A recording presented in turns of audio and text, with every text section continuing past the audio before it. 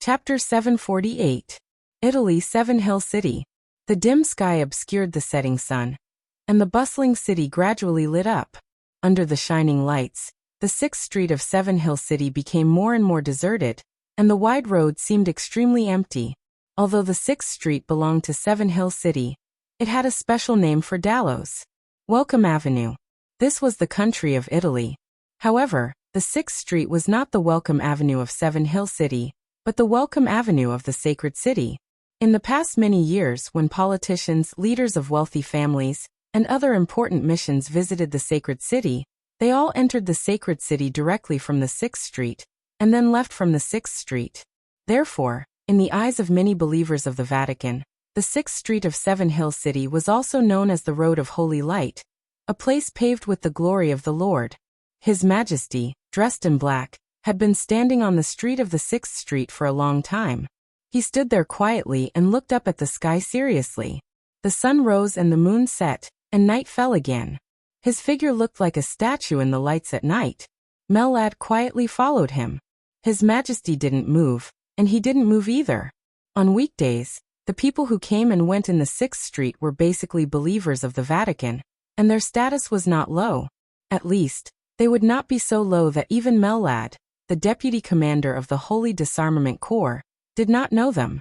Seeing Mellad standing here with a man in black, everyone took a detour. As time went by, the 6th Street had been secretly blocked, and no one disturbed His Majesty's meditation. Mellad looked up at the sky. The lights shrouded the city. The sky of Seven Hill City looked extremely high, and the stars were sparse. He couldn't see anything. He didn't know what His Majesty was looking at, until he had been standing here with His Majesty for a day and a night. The two stood silently and did not speak. Standing on the street, motionless, they were like fools. His Majesty was still calm and collected. Mellad opened his mouth and wanted to say something but stopped. In the end, he swallowed the words he was about to say and did not disturb His Majesty's train of thought. If he had a train of thought, Mellad was not sure about this. He could clearly feel that His Majesty was thinking about something, but the kind of contemplation he showed was more like being at a loss. Mellad shook his head. Just as he was about to go find some food nearby, His Majesty, who had been standing here for a day and a night, suddenly turned his head and said calmly, "Return to the Holy City." Mellad's spirit was shocked. He nodded subconsciously and followed His Majesty's footsteps back.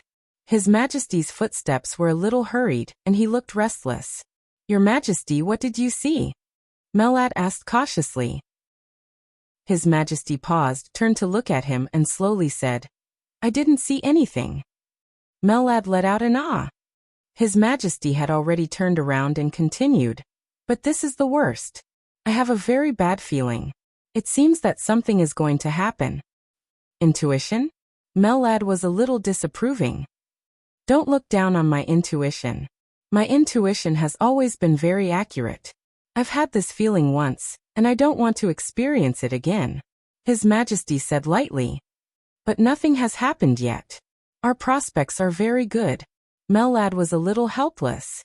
"Now it seems that the situation is very favorable to us." His Majesty turned around and stretched out a hand to Mellad.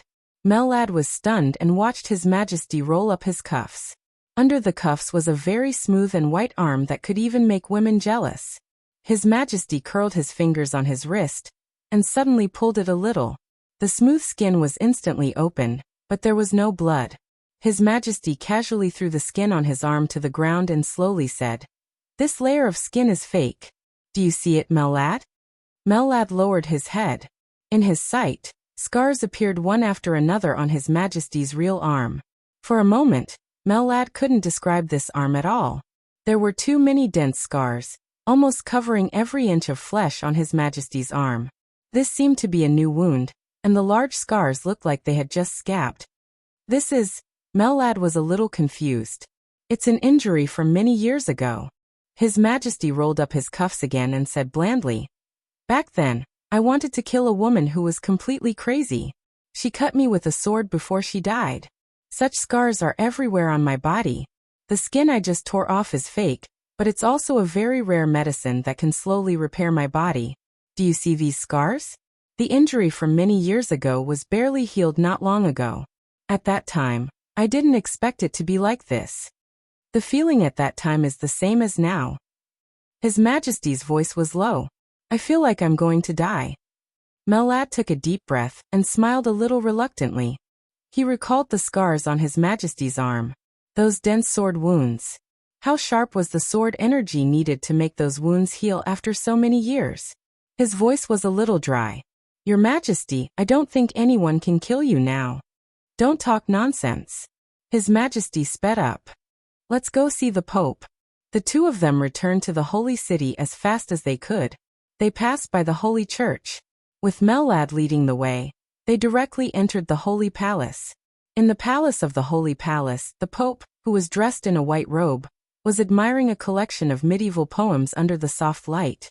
Hearing the sound of footsteps, he slowly raised his head and narrowed his eyes. His Majesty looked at him quietly and did not speak. My friend, your spirit doesn't look very good. The Pope took the initiative to break the silence and smiled gently. What are you confused about? It's not important, His Majesty said blandly. I need you to help me once. Oh. The Pope nodded, reached out to pour a cup of black tea, and said slowly, Tell me about it. I need you to crown me, His Majesty said in a deep voice. Mellad, who was behind His Majesty, opened his mouth wide and looked at His Majesty with a strange look in his eyes. His Majesty's movements were slightly sluggish. He raised his head and said calmly, Are you kidding? What do you think? His Majesty asked. The Pope put down the teacup and said slowly, I can't do it, my friend. Your spirit is very strong. In terms of willpower, you can be said to be one of the most strong-willed people I have ever seen. The coronation comes from the power of the spiritual level. To put it simply, once the coronation is successful, your will be completely concentrated and enter a state similar to hypnosis, which will make your combat effectiveness in all aspects rise to a higher level. But although I am in the transcendent realm, my spirit can't affect you at all. My coronation has no effect on you. This is not what I want to hear. His Majesty said slowly. You can't hypnotize me, but you still have a way to make my will more concentrated. Your Majesty the Pope, don't deny it. You can't deceive me in this regard. You don't want to do it because you're not willing to pay the price. Is that right? The Pope narrowed his eyes. He did not admit it, but he did not deny it either. What do you want? His Majesty took the initiative to ask. What can you give me? The Pope asked with a smile. This time, His Majesty was silent for a long time. He suddenly waved his hand and said in a low voice, Mellad, go out and guard. Mellad was stunned. Without any hesitation, he turned around and went out. Seeing this scene, the Pope narrowed his eyes and focused his attention on His Majesty again. His Majesty took 2 steps forward and sat in front of the Pope. The light in the Pope's eyes flickered constantly, and he looked a little playful. At this moment, he could clearly feel that the mysterious His Majesty's spirit was relaxing. It was constantly relaxing and becoming extremely peaceful. The Pope poured him a cup of tea. Thank you. His Majesty nodded. After hesitating for a moment, he reached out and took off the human skin on his face. A mask. His eyes were clear and calm. He looked at the Pope's obviously surprised face and laughed. I can tell you a story. He sat down. In front of the Pope, he closed his eyes and said, See for yourself. Bang. A small explosion suddenly exploded on the test bench. Flames and frost flashed at the same time. The thick alloy steel plate was almost instantly coated with a thick layer of frost. The moment the frost formed, the raging flames flickered for a moment. The dull burning sound lasted for a second, and the thick alloy immediately turned into a pile of black ashes. But the black ashes were not the remains of the burning. The black dust fluttered and fell to the ground, shining with a layer of extremely strange black-blue light. Obviously, this was a kind of extremely destructive poison. Her pure white palm trembled. Her expression slowly returned to calmness. She took a deep breath and accepted another failure. She walked to another test bench, picked up the communicator, and said calmly, Soma. Hello, Dr. Murphy. A soft female voice sounded from the communicator. Inform the biochemistry department that the 6th experiment has failed. Ask them to come and extract the failed samples for analysis. The data they gave is not accurate. I need to figure out the specific composition of this damn thing. I need the most detailed data. The woman suppressed the anxiety in her heart, but the anger in her tone was still rising subconsciously. Okay. On the other end of the communicator, Soma's voice was still soft and elegant. The communication was hung up. Dr. Murphy's slender body softly slumped into the chair, lost in thought. From the perspective of Westerners' aesthetics, Dr. Murphy was a standard beauty. Although she was already in her 30s, she did not look as old as Westerners of the same age. Her tall figure was still hot. She was curvy, her skin was white and tender, her facial features were well defined, and she did not even have crow's feet at the corners of her eyes. In this mysterious laboratory, the graceful Dr. Murphy could be said to be an extremely eye-catching scenery. The laboratory was silent. After the experiment failed, the pile of black ashes shone with a strange luster, as if it was flickering. Murphy took out a cigarette, lit it, and took a deep puff. There was a touch of helpless pain in her trembling eyes. It had been 7 months since she came here. She could clearly feel that she was haggard. Although she was still doing the work she liked, the seemingly endless darkness in front of her made her extremely desperate. Dr. Murphy Staney Wilson. Internationally, this was not a very prominent name, and very few people had even heard of this name. But in Star State, this was a very important figure. 7 months ago, she was an ordinary researcher in the Star State Biological Laboratory, but the allowance she received was twice that of the chief person in charge of the Star State Biological Laboratory. To some extent, she could be said to be the most core figure in the Star State Biological Laboratory, but she had been secretly protected by the Star State, reducing all exposure. Dr. Murphy was very satisfied with such a life. The allowance given to her by the Star State could ensure that her life was very prosperous. She had a very happy family, a husband who loved her very much, and a lovely daughter. Her life could be said to be truly carefree. But all the good things were completely torn apart that night 7 months ago. A group of mysterious people rushed directly into her home. While she was watching TV with her lover, the mysterious people directly captured her family of 3. The family of 3 was completely knocked out, and when they woke up, they were already here. 7 months. Until now, they did not even know who the enemy was, let alone have access to the slightest news from the outside world. This was a biological laboratory that was not considered advanced in Murphy's opinion. Most of the equipment in it was not comparable to North Sea, which had the most advanced technology in this regard. It was even inferior to the laboratories in Star State. But this laboratory was very functional, and there were good talents in each department. Murphy had come into contact with them through work, and was shocked to find that all of them seemed to be researchers who had been kidnapped. Among them, a doctor of chemistry who used to work as a researcher in the German Institute, had even stayed here for nearly 6 years. There were different departments in the laboratory, and each department was subdivided into different groups. The people in the groups were responsible for one project after another. Murphy's position was relatively aloof. She was not a member of any group, but she was equipped with 3 assistants. Her task was to study the antidote for a poison, and as a reward, she would have about an hour every 2 months to see her daughter and husband. Life seemed to have completely lost its future and hope. Murphy's only motivation now was for the most precious hour in 2 months. She sat on the chair in a daze, took a deep breath, and held back the tears that seemed to flow at any time. She was extremely disappointed. It seems that I should consider giving you some more work, dear Dr. Murphy. I don't need useless people here, nor do I need you to be lazy. A flat voice suddenly sounded. The other party's English was standard and fluent, but in Murphy's ears, it was like the whisper of a demon, extremely cold. Murphy's plump body suddenly became alert. She jumped up and stammered. No, the experiment just failed. I've already informed. That's not a reason. The experiment failed. You should make a record and try to find a new way. Look, what I brought to encourage you. The voice thought unhurriedly. The door of the laboratory was opened. A figure shrouded in black appeared in Murphy's sight. There was a little girl who looked a little silly standing beside him. Jessie. Murphy rushed over excitedly and hugged her daughter. Her heart felt like it was being stabbed by a knife. The little girl was no more than 6 or 7 years old. Looking at the excited Murphy, she subconsciously took a step back. After a moment of hesitation, she said softly, "Mom." Her voice was dull and a little dull. Murphy hugged her daughter, tears streaming down her face. It wasn't like this. It wasn't like this before. Her family used to be very happy. Her daughter was also very lively and smart. But in just a few months, she wasn't by her daughter's side. God knew what she had experienced to scare her like this. "Okay, I've seen your daughter then." The voice of the man in black rang out. "No."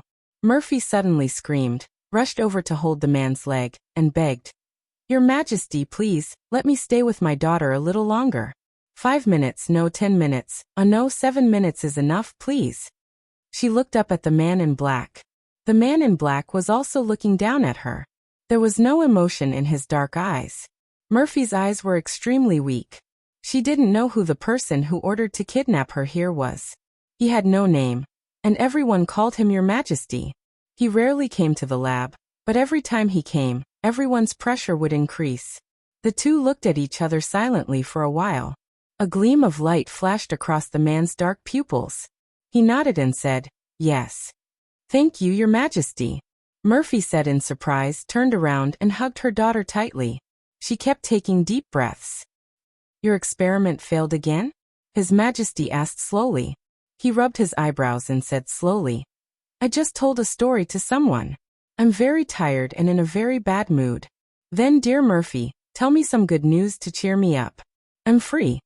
Murphy's face was pale, and she said in a trembling voice, "I'm sorry, Your Majesty, Do you have any ideas?" His Majesty asked slowly. "Not yet. This kind of poison contradicts each other, and is extremely toxic.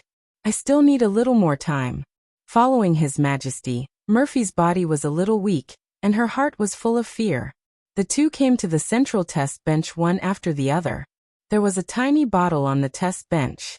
The bottle was completely transparent, shining with the light of flames and ice under the bright light.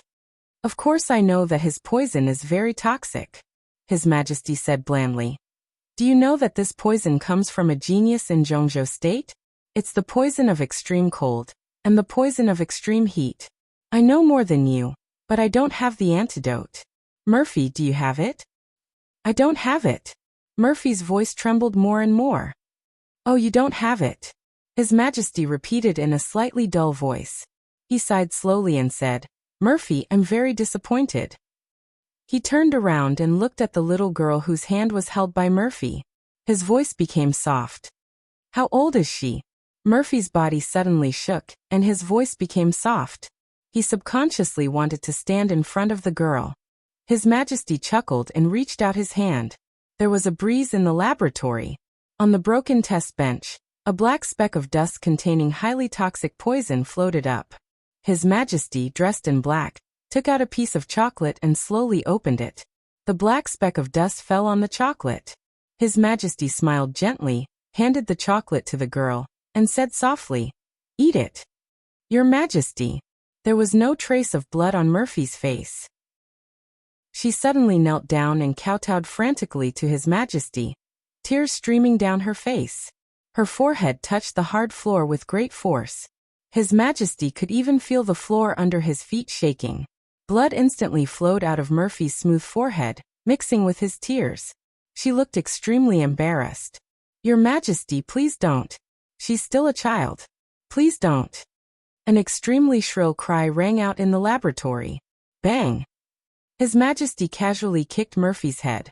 Her body slid more than 10 meters away and hit the test bench hard, making a dull sound. "Mom." The little girl subconsciously turned around and shouted. His Majesty had reached out and grabbed the little girl's hair. "Your Majesty, don't." Murphy's head was covered in blood. She desperately crawled toward her daughter. His Majesty's eyes were cold. He pinched the little girl's mouth and put the chocolate directly into her mouth. Murphy was dumbfounded. Her whole body froze in place. After a long time, she let out an extremely shrill scream of despair. "Don't worry." His Majesty's voice sounded. "This poison has contaminated the alloy. The toxicity has decreased and the amount is very small. Your daughter won't die, at least for a few months. His voice was soft and clear. Dear Murphy, if you want to save your daughter, you have to work hard. I want the antidote. Do you understand? He smiled and patted the little girl's face. Look, what a lovely child. What an innocent child. I believe you, Murphy. Save her. I beg you, okay? In the soft voice, Murphy lay there in a daze. The blood on her forehead kept flowing down along with her tears, and she couldn't stop it. His Majesty took the girl's hand and walked out. The moment the door closed, the girl stood at the door, looked at her mother lying inside, and said softly, Mom. The target's physical data has stabilized. Most of the data is below the minimum value, but it has stopped declining. Switzerland, Forgotten City. In the biological laboratory, Nayland Shuring stared at the data fed back on the screen, and finally breathed a sigh of relief. What does this mean? Lin Fengting asked immediately. This means that the target has escaped from the situation of certain death. We have completed the initial prediction. Now she is not a living person, but she is not dead either. Nayland Shuring's voice was a little tired. Next she needs to wait. The effect of the war god's body is very good for her. This time, the fusion is almost perfect, but her injuries are too heavy. I need to develop the third generation of eternal life as soon as possible, so that she can recover. She paused and continued. As for the next period of time, she can only sleep like this. I don't want it to take a long time. Qin Weibai turned to look at Nayland Shuring. She can't afford to wait, and neither can we. Dr. Nayland, I don't want to threaten you, but the development of eternal life must be accelerated. Otherwise, your Wang family of Beihai may not be able to afford to wait. Nayland Shuring's face darkened for a moment, but she still nodded. She didn't say much to Qin Weibai. She just looked at Lin Fengyue on the side and whispered, I'm going back to Tiannan soon. There are some things I need to communicate with you. I'll come here about once a month. During this period, please take care of her. Okay. Lin Fengyue nodded and stretched out her hand. This way, please. Nayland Shuring nodded and followed Lin Fengyue. Qin Weibai stood behind and quietly looked at Nayland Shuring's back. The light in her eyes became more and more complicated. You shouldn't be too tough. Lin Fengting was silent for a moment and glanced at Qin Weibai. At present, no one can replace Nayland Shuring. I will pay attention to her attitude and give her a warning, but your attitude can be softer. Qin Weibai was silent for a while. She also knew that her attitude was a little aggressive.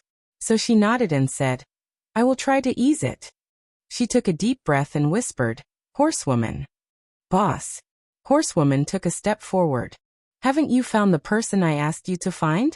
Qin Weibai's tone was a little tired. No. At present, I have mobilized the intelligence organization of the Lin clan according to your order, but the news we got is that the target has been kidnapped and disappeared 7 months ago. The family of 3 has all disappeared. Their family has chosen to call the police. Star State is very angry about this. The FBI has been investigating some suspects, but so far, there has been no result. Horsewoman shook her head and smiled bitterly. Is that Dr. Murphy really so important? Lin Fengting raised his eyebrows. Qin Weibai had used the intelligence system of the Lin clan to find a researcher named Murphy in Star State. He naturally knew about this, but he had never heard of this name. Maybe she is more important than you think. Qin Weibai whispered. This is the only candidate I can think of who can replace Nayland Shuring. She may be a little worse, but she is relatively the best. Nayland Shuring is not reliable, so we at least need a good enough candidate. Lin Fengting sighed softly, and was about to speak. Grunt, grunt, grunt. A series of subtle sounds suddenly rang out. Lin Fengting and Qin Weibai were stunned. Their faces suddenly changed. They turned around at the same time, and looked at the huge nutrition chamber behind them.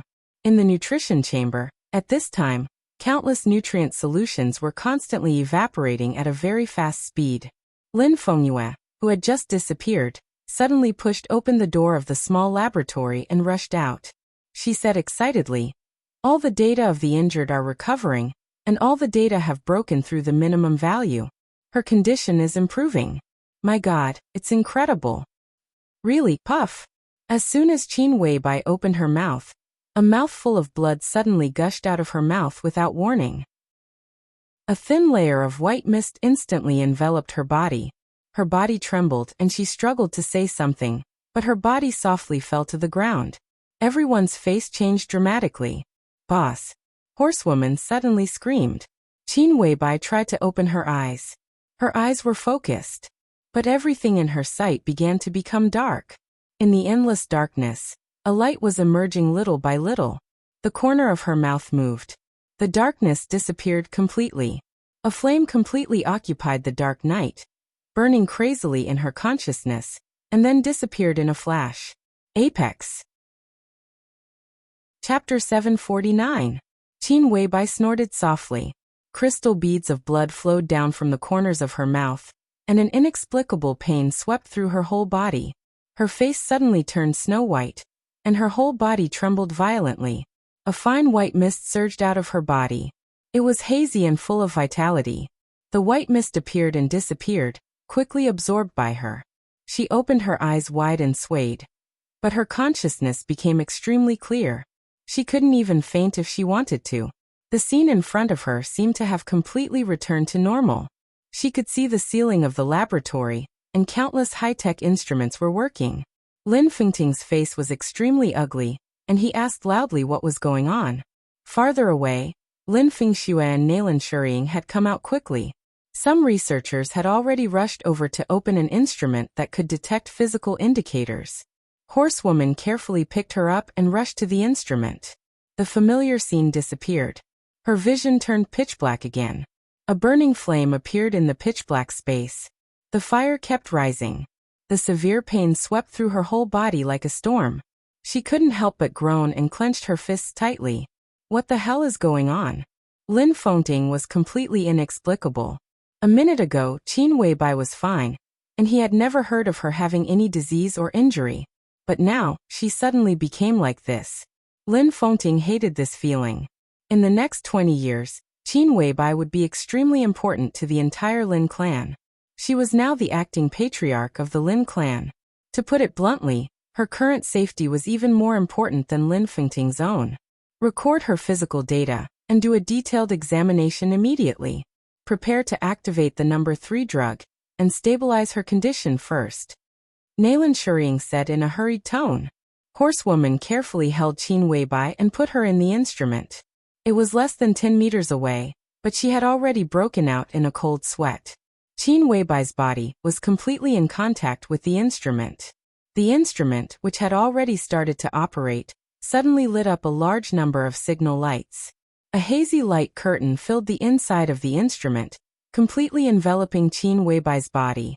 The white mist around her was still slightly undulating, and the whole picture looked extremely psychedelic. The hazy light curtain kept scanning Qin Weibai's body. Nailan Shuying stood in front of an instrument and operated the screen. Countless data was brushed up like a stream and was quickly recorded. A virtual image of Qin Weibai's physical condition emerged. The image was dynamic, and it was constantly analyzing the situation inside Qin Weibai's body.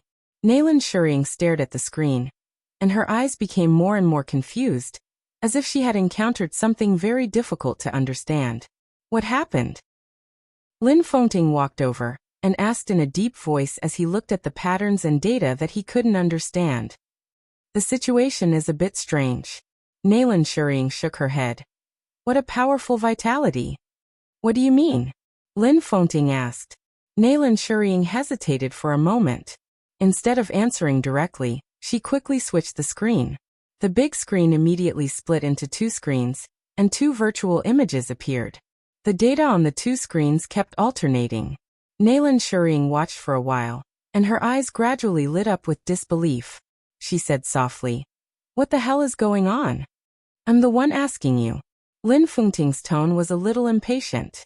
Qin Weibai suddenly became like this, which really tested her mentality. At present, according to the data analysis of the instrument, Boss Qin's situation is the same as that of the person inside. Nailan Shuying finally spoke. As she spoke, she pointed to the closed nutrition chamber nearby.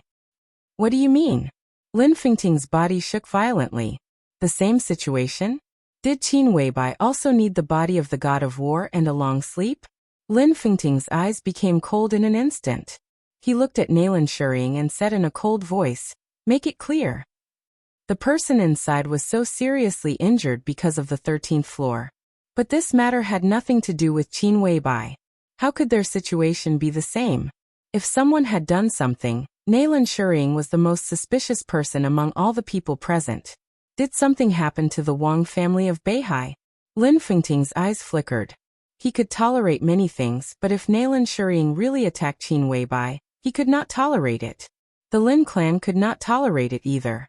Qin Weibai might have many identities, but she was now the patriarch of the Lin clan. Attacking the patriarch of the Lin clan was tantamount to a formal declaration of war. Nalan Shuying's heart beat fiercely. Facing Lin Fengting's cold eyes, she shook her head and said, "You misunderstood me. Boss Qin is fine at present, but her injury is exactly the same as that of the person inside. But compared with the person inside, the damage to her body is very light. They have the same kind of injury, but the severity is different. If you use the value as an example, the severity of the person inside is about 100, while the severity of Boss Qin is about 1. Moreover, there is a very strong vitality in Boss Qin's body, which can probably perfectly offset her injury. The situation just now should be a sudden outburst, and now it is being made up by the vitality. Boss Qin will be fine after a short rest." Lin Fengting looked at her quietly. His expression was as if he was listening to a book from heaven. "You said little Bai is injured?" he asked slowly. Nalan Shuying nodded and said, "Yes." "Ridiculous," Lin Fengting said coldly. "How did she get injured? And it's the same injury as that person. Do you think it's possible? Just a moment ago, she was still fine. This is indeed ridiculous, and this is what I can't understand the most." Nalan Shuying nodded and frowned, as if she didn't know how to phrase it. An exclamation suddenly sounded. Lin Fengyue's excited voice sounded. "Fengting, the patient's physical index has stabilized, it's completely stabilized." Lin Fengting turned around and asked, "Whose index?" "Hers." Lin Fengyue stretched out her hand and pointed to the nutrition pod with an incredulous look on her face. "Don't ask me, I don't know how it's done." In the nutrition pod, the nutrient solution that had been consumed almost in an instant was replenished again. A new set of data appeared on the computer. When Chairman Qin's accident happened, the body stats were rising, and it wasn't temporary. From the looks of it, the growth of the stats is very stable. If her original state was neither dead nor alive, then from the looks of it now, she's alive, but she's closer to death. How could such a thing happen? We didn't do anything. Is it the body of the god of war? Lin Fengyue kept talking. It has nothing to do with the body of the god of war. Dr. Lin, you can come and have a look at this. Nalan Shuying's voice sounded. Lin Fengyue was stunned and came to Nalan Shuying's instrument. Countless data were still flowing on the instrument. Lin Fengyue's pupils suddenly shrank, and she whispered, "Is this Boss Qin's physical data?" Nalan Shuying nodded. "This," Lin Fengyue was dumbfounded. "Why?" "Okay." Lin Fengting suddenly spoke with a gloomy face. "Now is not the time for you to discuss with each other. I need to know what is going on." Lin Fengyue glanced at him and frowned, as if she didn't know what to say for a while. "I don't know if you can understand," Lin Fengyue said slowly. "To put it simply, we regard the palace master's injury as a kind of disease. Now this disease, we temporarily name it 0. The palace master's disease can be said to be incurable. In terms of values, her disease value has reached 100. Lin Fengting felt that this statement was a bit familiar. And now, Boss Qin is infected with the same disease as the palace master, but her disease is very light, and the value is only 1. The value of 100 is the value of the palace master stabilized by the body of the god of war. But just now this value suddenly decreased. We are not sure how much it decreased, but the palace master's injury has indeed improved greatly, at least by nearly 1/10. This may be the reason why Boss Qin is in this situation. Lin Fengting's pupils suddenly shrank. "You mean that part of the palace master's injury suddenly transferred to Little White, and now they share the palace master's injury?" "More than that. Lin Fengyue shook her head. At least for now, it seems like Chief Qin is only taking on a small part of the responsibility. Most of the responsibility seems to have suddenly disappeared, or maybe someone else is taking it. I just don't know who it is. Moreover, Boss Qin suddenly has a lot more vitality in her body, and we don't know what is going on. Similarly, we don't know why she can bear the injury with the palace master. Lin Fengting stopped talking. He stood in place and was silent for a long time, with a solemn face. After a long time, he took a deep breath and said slowly, "Stealing heaven." What is stealing heaven? Nailan Shuriying and Lin Fengyue asked at the same time. Lin Fengting shook his head with a wry smile. Stealing heaven was naturally not a scientific thing. It was a word he heard from Lin Su. As the metaphysics grandmaster of the Lin clan, Lin Su's cultivation was not much worse than that of Xian Xuanzi and Great Master Wu Wei. Stealing heaven involved a lot of mysteries of heaven and fate, and it could be said to be the highest achievement in their profession. The general principle was to completely connect 2 or 3 people who were most closely related to fate. When they were together, they condensed infinite vitality into a chain that tied up the fate of several people, so that they could bear the injury together. It sounded mysterious, and it was not easy to do. According to Lin Su, since they wanted to steal heaven and change their fate, then the connection between the fate of several people must be close to a certain extent. At the same time, the so-called chain condensed by vitality must be strong enough. As for the strength, it needed enough vitality. According to him, only the fate of the country contained the strongest vitality. For example, the dragon vein of Zhongzhou state. Even if the dragon vein existed, there was a saying in metaphysics that the dragon's head could not be seen. If someone was the dragon's head, someone must be the dragon's tail.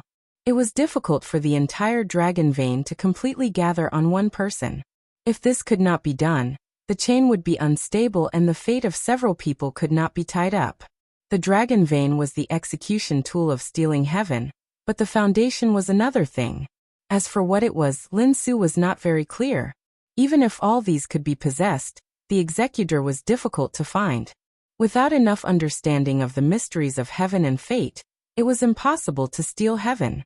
Those who could do this were mostly grandmasters in the same field. Stealing heaven and changing fate was against the will of heaven. If it was really implemented, there must be a price to pay. No one was willing to sacrifice themselves for nothing. Therefore, as the highest achievement in metaphysics, stealing heaven and changing fate was mostly a theory. The Lin clan's information in this regard was also vague. After all, no one had realized it. But this seen dragon vein? Li Tianlan had it. As for the foundation, Great Master Wu Wei might be able to provide it. As for the executor, Xian Xuanzi also joined the Samsara Palace. That was to say, the theory might become reality. Xian Xuanzi was dead. Lin Fengting sighed softly and walked to Qin Weibai's side. How do you feel? He asked softly. Qin Weibai had calmed down. She opened her eyes, which were blank and unfocused. The sound of her heartbeat constantly vibrated in her consciousness, synchronized with her own heartbeat. One heartbeat was extremely clear and powerful, with the power of mountains and seas, while the other heartbeat was extremely weak. Qin Weibai blinked her eyes hard. She reached out her hand and gently touched the air in front of her. What is she doing? Lin Fengting frowned slightly. Nailan Shuriying shook her head and said honestly, I don't know. There was no sound. There was no light. Qin Weibai seemed to be completely immersed in her own world. Her attention was absolutely focused and seemed to have entered a new height. Everything in the darkness in front of her was gradually fading. The darkness was slowly fading. The fire in front of her burned and rose into the air, flying away and getting farther and farther. The fire disappeared. The darkness disappeared. A large expanse of soft and warm foam appeared in front of Qin Weibai. The foam completely wrapped her whole body, with the smell of nutrient solution. In a trance, Qin Weibai seemed to feel that she had turned her head.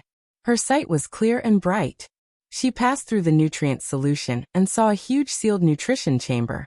The light shone in from outside the nutrition chamber. She saw the neatly arranged high-tech instruments. She saw horsewomen. She saw Lin Fengyue, Lin Fengting, and Nailan Shuriying. Then she saw herself. She was lying on an instrument. She reached out and touched the air in front of her. Phew! Qin Weibai suddenly sat up, gasping for breath, and her face was pale. Boss, how are you? Horsewoman took a step forward and looked at Qin Weibai with panic in her eyes. Qin Weibai kept taking deep breaths. She shook her head and was a little uncertain. I just seemed to be dreaming. The long darkness was like an unexplored forbidden zone of thinking, but it was also like a vast and boundless space that really existed. The burning flame brought a glimmer of light in the absolute darkness. The flame was burning, but it was extremely cold around her. She was a flame. She kept shuttling in the long silence and almost eternal darkness. She didn't know where she was. She could feel that her body was soaked in the nutrient solution. Vaguely, she seemed to hear Mr. Lin talking. She heard Horsewoman's voice. Countless voices were torn apart into a messy sound line. Her thoughts seemed to leave her body and rush to the distance. It was like a dream, but it was the most realistic dream. She could feel the feeling of walking step by step into the dream from reality. The boundless darkness was not fleeting, but continuous and long. She quietly counted the time. There was no time in the night. The time was not synchronized, and there was no meaning in existence. The distance was not synchronized, and it was also meaningless. Her thoughts were like a flame, constantly floating in the long and distant darkness, without life and death, without any emotion. 1 year, 2 years, 10 years, 20 years. She felt tired. The spiritual power of the transcendent realm seemed to have signs of collapse in the eternal darkness. The flame kept trembling. In the extreme darkness, glimmers of light lit up one after another. They were like stars, pulsing with her thoughts. In the almost numb coldness, she felt a touch of warmth for the first time. Once again, she heard the voice and saw the light. From today onwards, I am your family. Everyone here is your family. Vaguely, she heard someone talking. It was a quiet, incomparably warm voice. Her thoughts extended out frantically along the voice. The darkness disappeared. A delicate small city appeared in her sight. Under the blue sky, the whole city was like a garden. Some people were walking in the garden carefreely. All the vehicles were driving underground. There were birds chirping in the city, and some animals were also walking freely in the city. A middle-aged man held the hands of 2 children, and his voice was a little tired. The 2 children were a boy and a girl. The boy was only about 3 years old, but his expression was extremely stubborn. The girl was a little older, wearing dirty little clothes. She was held by the man, and was a little timid. Forgotten city, she said timidly. Where is this? This is our home. In Switzerland. The middle-aged man whispered. My home is in Linen. I want to find my mother. The little girl lowered her head and said cautiously, I want to find my grandparents. The muscles on the middle-aged man's face twitched, and there was a touch of extreme anger and helplessness in his eyes. The boy on the side was quiet and motionless. Dad, Mom and Grandpa and Grandma have gone to a faraway place. They asked me to take care of you for the time being. When you grow up, you can go to find them by yourself, okay? The man touched the girl's hair with his palm. Okay. The 2 children spoke at the same time. A one-armed young man walked over slowly. His face was pale, and his body was shaky. It seemed that he was seriously injured. Dad. The young man nodded to the middle-aged man and called him. How are your injuries? The middle-aged man asked softly. Fortunately, I won't die. The young man forced a smile, and there was a touch of hostility on his face, which had not been worried before. My right hand is gone. I can still draw the sword with my left hand. The 3-year-old boy stared at the young man's empty right arm, and looked a little curious. The young man bent down and seemed to feel a little inconvenient. He simply knelt down in front of the little boy on one knee and touched his head with his left hand. How old are you? The boy shook his head. He didn't know how old he was, and no one cared about this. Still a child. The young man said softly. The young man said softly. He pointed at his empty sleeves and asked, Are you afraid? The boy still shook his head and said nothing. The young man hesitated, and a small sword slipped out of his left cuff and handed it to the boy. Do you like it? Yes. The boy nodded, and his voice was clear. This is something that will accompany you for a lifetime. The young man laughed, and his eyes were complicated. I hope you can be safe and happy all your life, but you are the son of my best brother. Child, you have your own responsibilities and hatred. I am almost a useless person now. In the future, I can only rely on you. The middle-aged man hesitated, let go of the boy's palm and whispered, I have decided to accept him as an apprentice. The young man was stunned and said with a smile, the seniority is a bit messy. I have made an agreement with him. This is my adopted son. But it doesn't matter. He took the boy's hand and whispered, my name is Lin Yuxian. From today on, I am your adopted father. I can teach you everything I know. If I can't, I will find someone to teach you. What's your name? Li Dongcheng. The boy glanced at the middle-aged man and whispered, I hope you can remember a name. Maybe it will be your lifelong enemy. What's your name, godfather? Haotian. I am about 2 years older than you. My father? Why did he die? Winner takes all. There is nothing despicable in this world. When despicable is put on someone's head and put in the history book, it doesn't matter whether he is hateful or not. What matters is that he must be a loser. Dongcheng, your father is not such a person. He just neglected it and failed. Grandpa, grandma, family. Don't think about them. Dongcheng, keep them in your heart. One day you will get them back. What about your arm, godfather? It was cut off, but it doesn't matter. Your mother killed him for me. I don't need you, boy. This is your father's kendo. It is much more perfect than the Lin clan's kendo. Can you stand it? Yes. But your injury is very serious. Oh, it doesn't matter. Go to your master later. He has something to give you. Your body is on the verge of collapse. Rest for a while, or you will die. Before I die, all the people who deserve to die will die. In the dim light, the 15-year-old boy's face was tough and indifferent. The light kept alternating. The 4 seasons were changing. It was like a dream from a very long time ago. The firelight stayed there, watching the changes year after year. Her mind had been calm without any fluctuation. Bastard, who let you go? Do you want to die? Do you know you almost couldn't come back? But I killed him. Yes, you killed him, and you will die too. But I still killed him. I killed an invincible realm expert, but I am not invincible. Shut up. What's so great about killing an invincible realm expert? Godfather died in his hands. I killed him and his family. I avenged my godfather. Ahem, master. Do you know that I don't even dare to go to my godfather's grave to kowtow every Qingming festival? This is just the first one. The Wang family of Beihai, Kunlun City, the Purgatory of Heaven Capital, the Heroes Club, none of them can run away. They will all die. I will kill them all. Shut up. You should rest now. The dragon shows its head but not its tail. The dim sunlight shone on the verdant forgotten city. The man in the wheelchair was extremely dry, but he smiled contentedly. I took the fate of the Purgatory of Heaven Capital. Celestial Emperor? Humph. The Celestial Emperor who carries the dragon vein of Zhongzhou State is just a dog. He bowed down first. Dongcheng, from now on, there is no need for Zhongzhou State.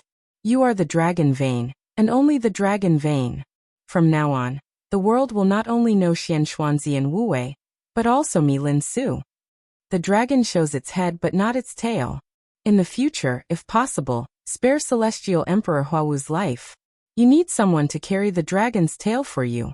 The dim yellow in the sky gradually disappeared. The man in the wheelchair disappeared with the wind little by little. At the moment when day and night alternated, he stood up and whispered, I entered the invincible realm. Jiang Qiansong died. The headquarters of the Jiang family of South America was directly blown up. The Lin clan's new invincible realm appeared. The Lin clan saint. What is the Sword Dynasty? Pass my order. The Heroes Club declared war on the Sword Dynasty today. I'd like to see how capable a young man who hasn't even grown his hair can be. Then I'll show you. Within a year, the Heroes Club and the Jiang family were destroyed. Li Dongcheng lost his mind and slaughtered 16 wealthy consortiums in Star State. At present, Star State, Snow Country, Zhongzhou State, and England have formally submitted an application to the United Nations. The United Nations has approved the application and officially declared the Sword Dynasty a terrorist organization. They will launch an all-out attack.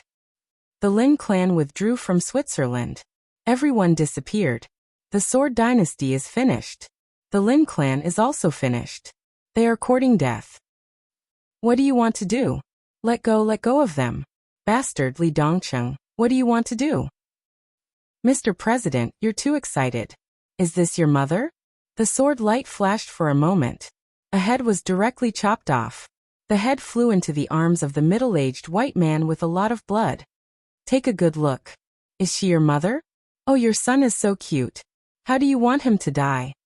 Don't speak? How about this? Swish. In the scream, an arm was directly cut off. No. Swish. Another arm. No. Stop. Oh, okay, I'll stop. He's bleeding a lot. Tisk, it's beautiful. Call the doctor. The doctor is on the way, along with some special forces from your country. Jingzha, how's the situation? 5 minutes. I'll kill them all. Did you hear that? They might not be able to come. Come, here's your phone. Call some others to try. The United Nations officially withdrew the charges against the Sword Dynasty and clarified that everything was just a misunderstanding. The world will not forget the Sword Dynasty's support for them. His Majesty Li Dongcheng, as a famous philanthropist, has been officially awarded the Peace Medal by the European Union. Nobel Peace Prize winner Li Dongcheng. Light flashed and time passed. That ball of fire floated quietly in the dreamland that seemed real and illusory. That year, Li Dongcheng was already 33 years old. The Sword Dynasty swept across Europe. The Lin clan regained control of Switzerland. That year, Li Dongcheng lost the sword that he thought would accompany him for the rest of his life. Because of this sword, he was called His Majesty. His Majesty the Sword God. Time flew by in a hurry. The invincible realm experts in the entire Dark World died one by one. The Sword Dynasty's bases were built all over the world. The administrative department of the Sword Dynasty officially issued a document. His Majesty Li Dongcheng will come to Zhongzhou State in 2 days. The administrative department asked the Zhongzhou State Parliament to be ready to welcome him. His Majesty will stay in Lin and Yuzhou and Beihai. In the firelight, her mind had become extremely slow. She watched Li Dongcheng arrive in Linen. She watched the plane fly from Linen to Beihai. All the light disappeared. In the long, almost eternal darkness, it seemed that decades had passed. She saw the wind and snow in Beihai. She saw Li Dongcheng walk up Mount Dibing, where summer solstice was guarding. Father's sword. The firelight trembled. She felt a strong and complete vitality. The vitality was like a dragon, sweeping across the land of Zhongzhou State. In the dark, the complete dragon vein in Li Dongcheng's body was broken. The dragon tail that belonged to his era was transferred to Li Tianlan. And the dragon tail of this era rushed into Li Dongcheng's body with unimaginable vitality. So each was complete. So each was perfect. Li Dongcheng disappeared. Eternal darkness and silence enveloped everything again. The extremely long dream that seemed to last for 100 years seemed to begin to break apart. Once again she saw a flash of light. The light and shadow were eroded by the darkness little by little. In a trance, it was like a small village in a province in the south of Zhongzhou State. A plainly dressed girl was walking quietly on the road. Her appearance was exquisite and perfect. Although her clothes were plain, she looked like a noble and proud little princess. Behind the girl was an old monk in a cassock with a kind face. "Where are you going?" The old monk asked softly. "It's probably in front, if I remember correctly." The girl raised her head and looked quietly at a seemingly ordinary orphanage in front of her with a pair of bright eyes. "Are you looking for someone here?" The monk asked curiously. "Who are you looking for?" "I don't know." The girl whispered. "I'm here to have a look. Whether I can find him or not, from today on, I should have my own name." She walked forward slowly and entered the orphanage. A girl in a small dress full of patches happened to walk out of the door.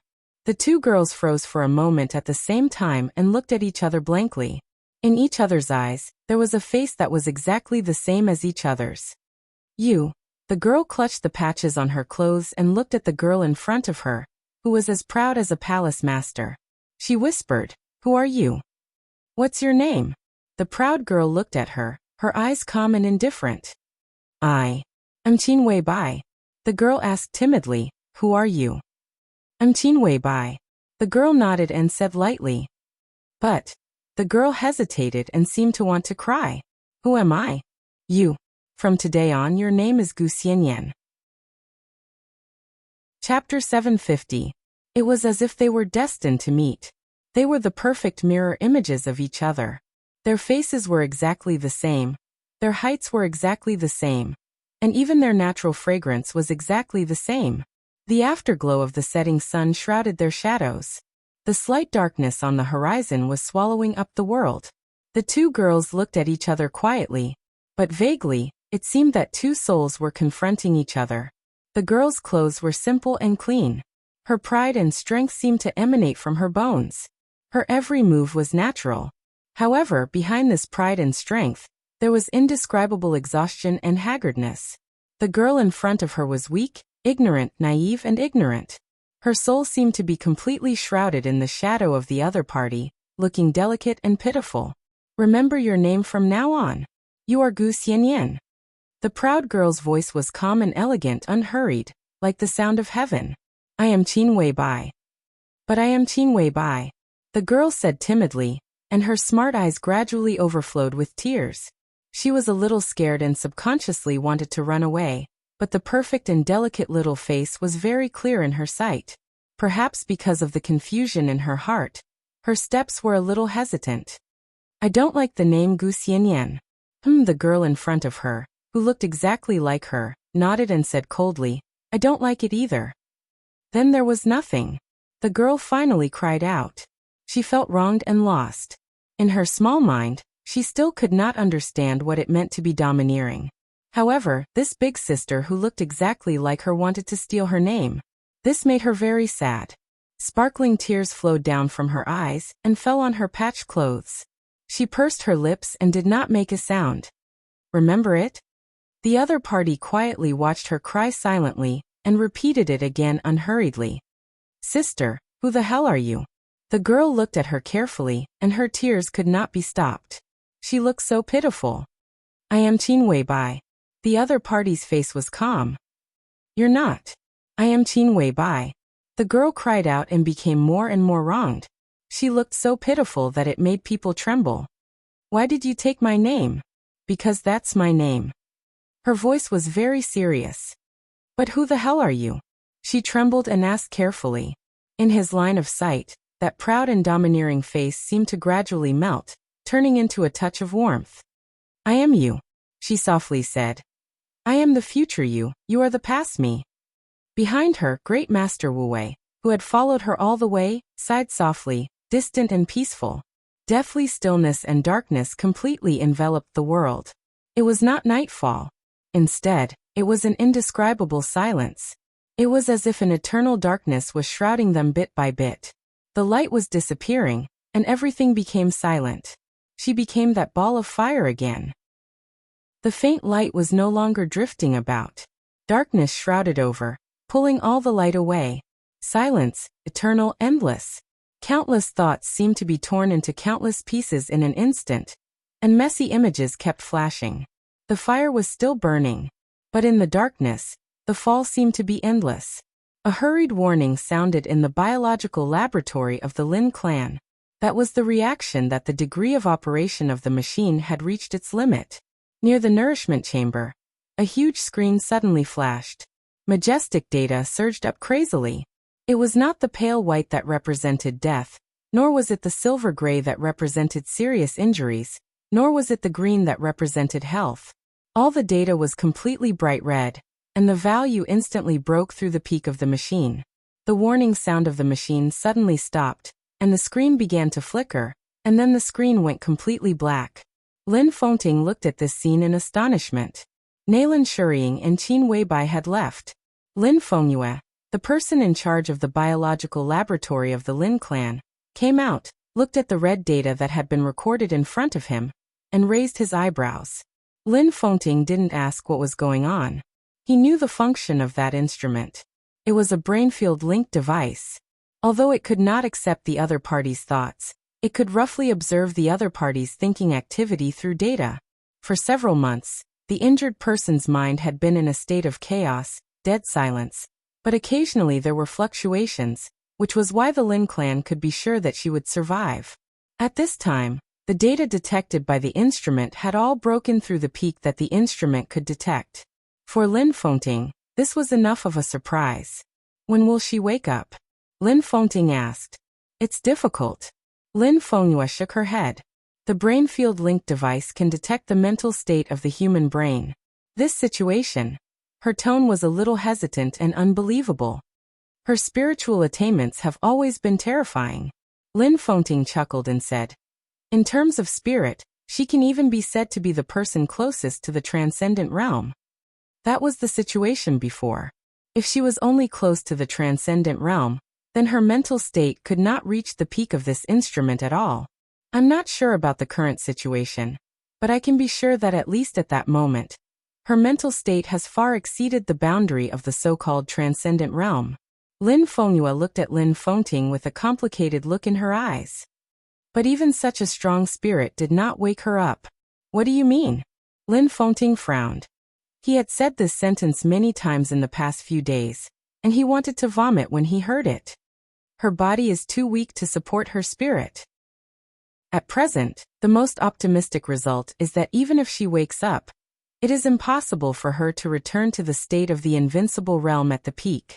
The best result is that she can return to the level of an ordinary person. There is no possibility of her martial arts being preserved. From this point of view, her injury is much more serious than that of summer solstice. All her martial arts foundation is gone, but her spirit has broken through a certain boundary. If we divide it according to the strength of spirit, her current spirit is not weaker than that of the legendary Pope. She lost martial arts, but she reached the peak in the field of spirit. Lin Fengting was silent for a while and said, this is compensation? Don't you understand? Lin Fengyue said worriedly, her mental strength is too strong. She can even be said to have consciousness now. But she can't wake up. Do you think this is a good thing? Lin Fengting's face changed and suddenly became serious.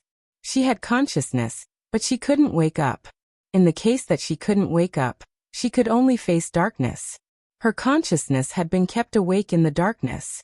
This time might be a year, or it might be 10 years, or even longer. The question was, could she hold on? Lin Fengting's body was stiff. He turned his head little by little, and looked at the figure curled up in the nutrient solution in the nutrition pod. A large amount of nutrient solution had been undergoing the most intense reaction, absorbing, surging, and replenishing. It was quiet in the nutrition pod, but bubbles appeared one after another on the edge of the nutrient solution, which was similar to foam. The bubbles and foam completely surrounded her body. Lin Fengting could only see her pale face. He stood quietly and kept silent for a long time. He didn't know when Lin Fengyue had retreated. Across the nutrition pod, Lin Fengting quietly stared at her face. Even though he had known her for a long time, even though he had seen too many so-called characters, as he quietly gazed at this face, he still had to admit that this was the most perfect face he had ever seen in his life. Exquisite, dreamy, flawless. Like a white cloud under a clear sky. Like the bright moon among the stars. That was a kind of soul-stirring charm. She was fairy-like, beautiful, and unparalleled in the world. Yes, unparalleled. He had seen Qin Weibai. The gap between them was really very small. And it could even be said that there was no difference at all. But perhaps because of his preconceived notions, he always subconsciously felt that Qin Weibai was a little strange, but he couldn't tell what was wrong. It could only be said that it was a psychological effect. And the one in front of him could really match her perfection. She slept quietly in the nutrient solution, motionless. Her eyebrows were picturesque, weak and quiet. Lin Fengting stood for a long time before he sighed softly and slowly turned around.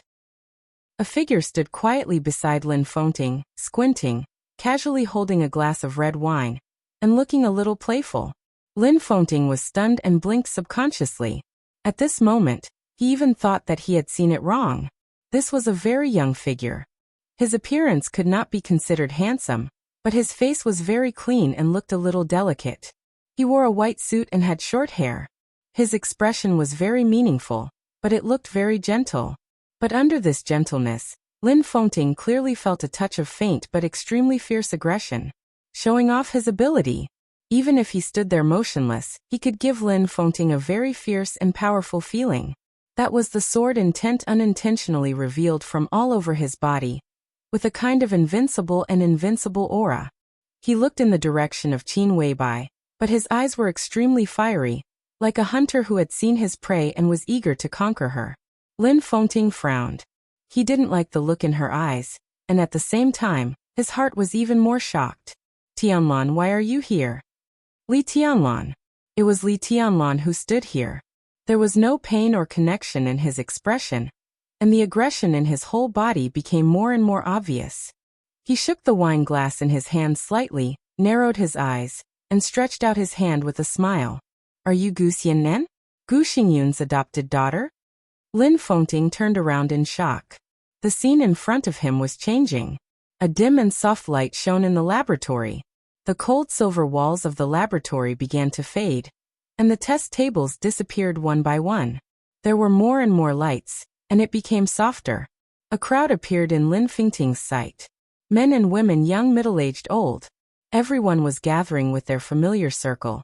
And at the same time, they naturally met some new friends.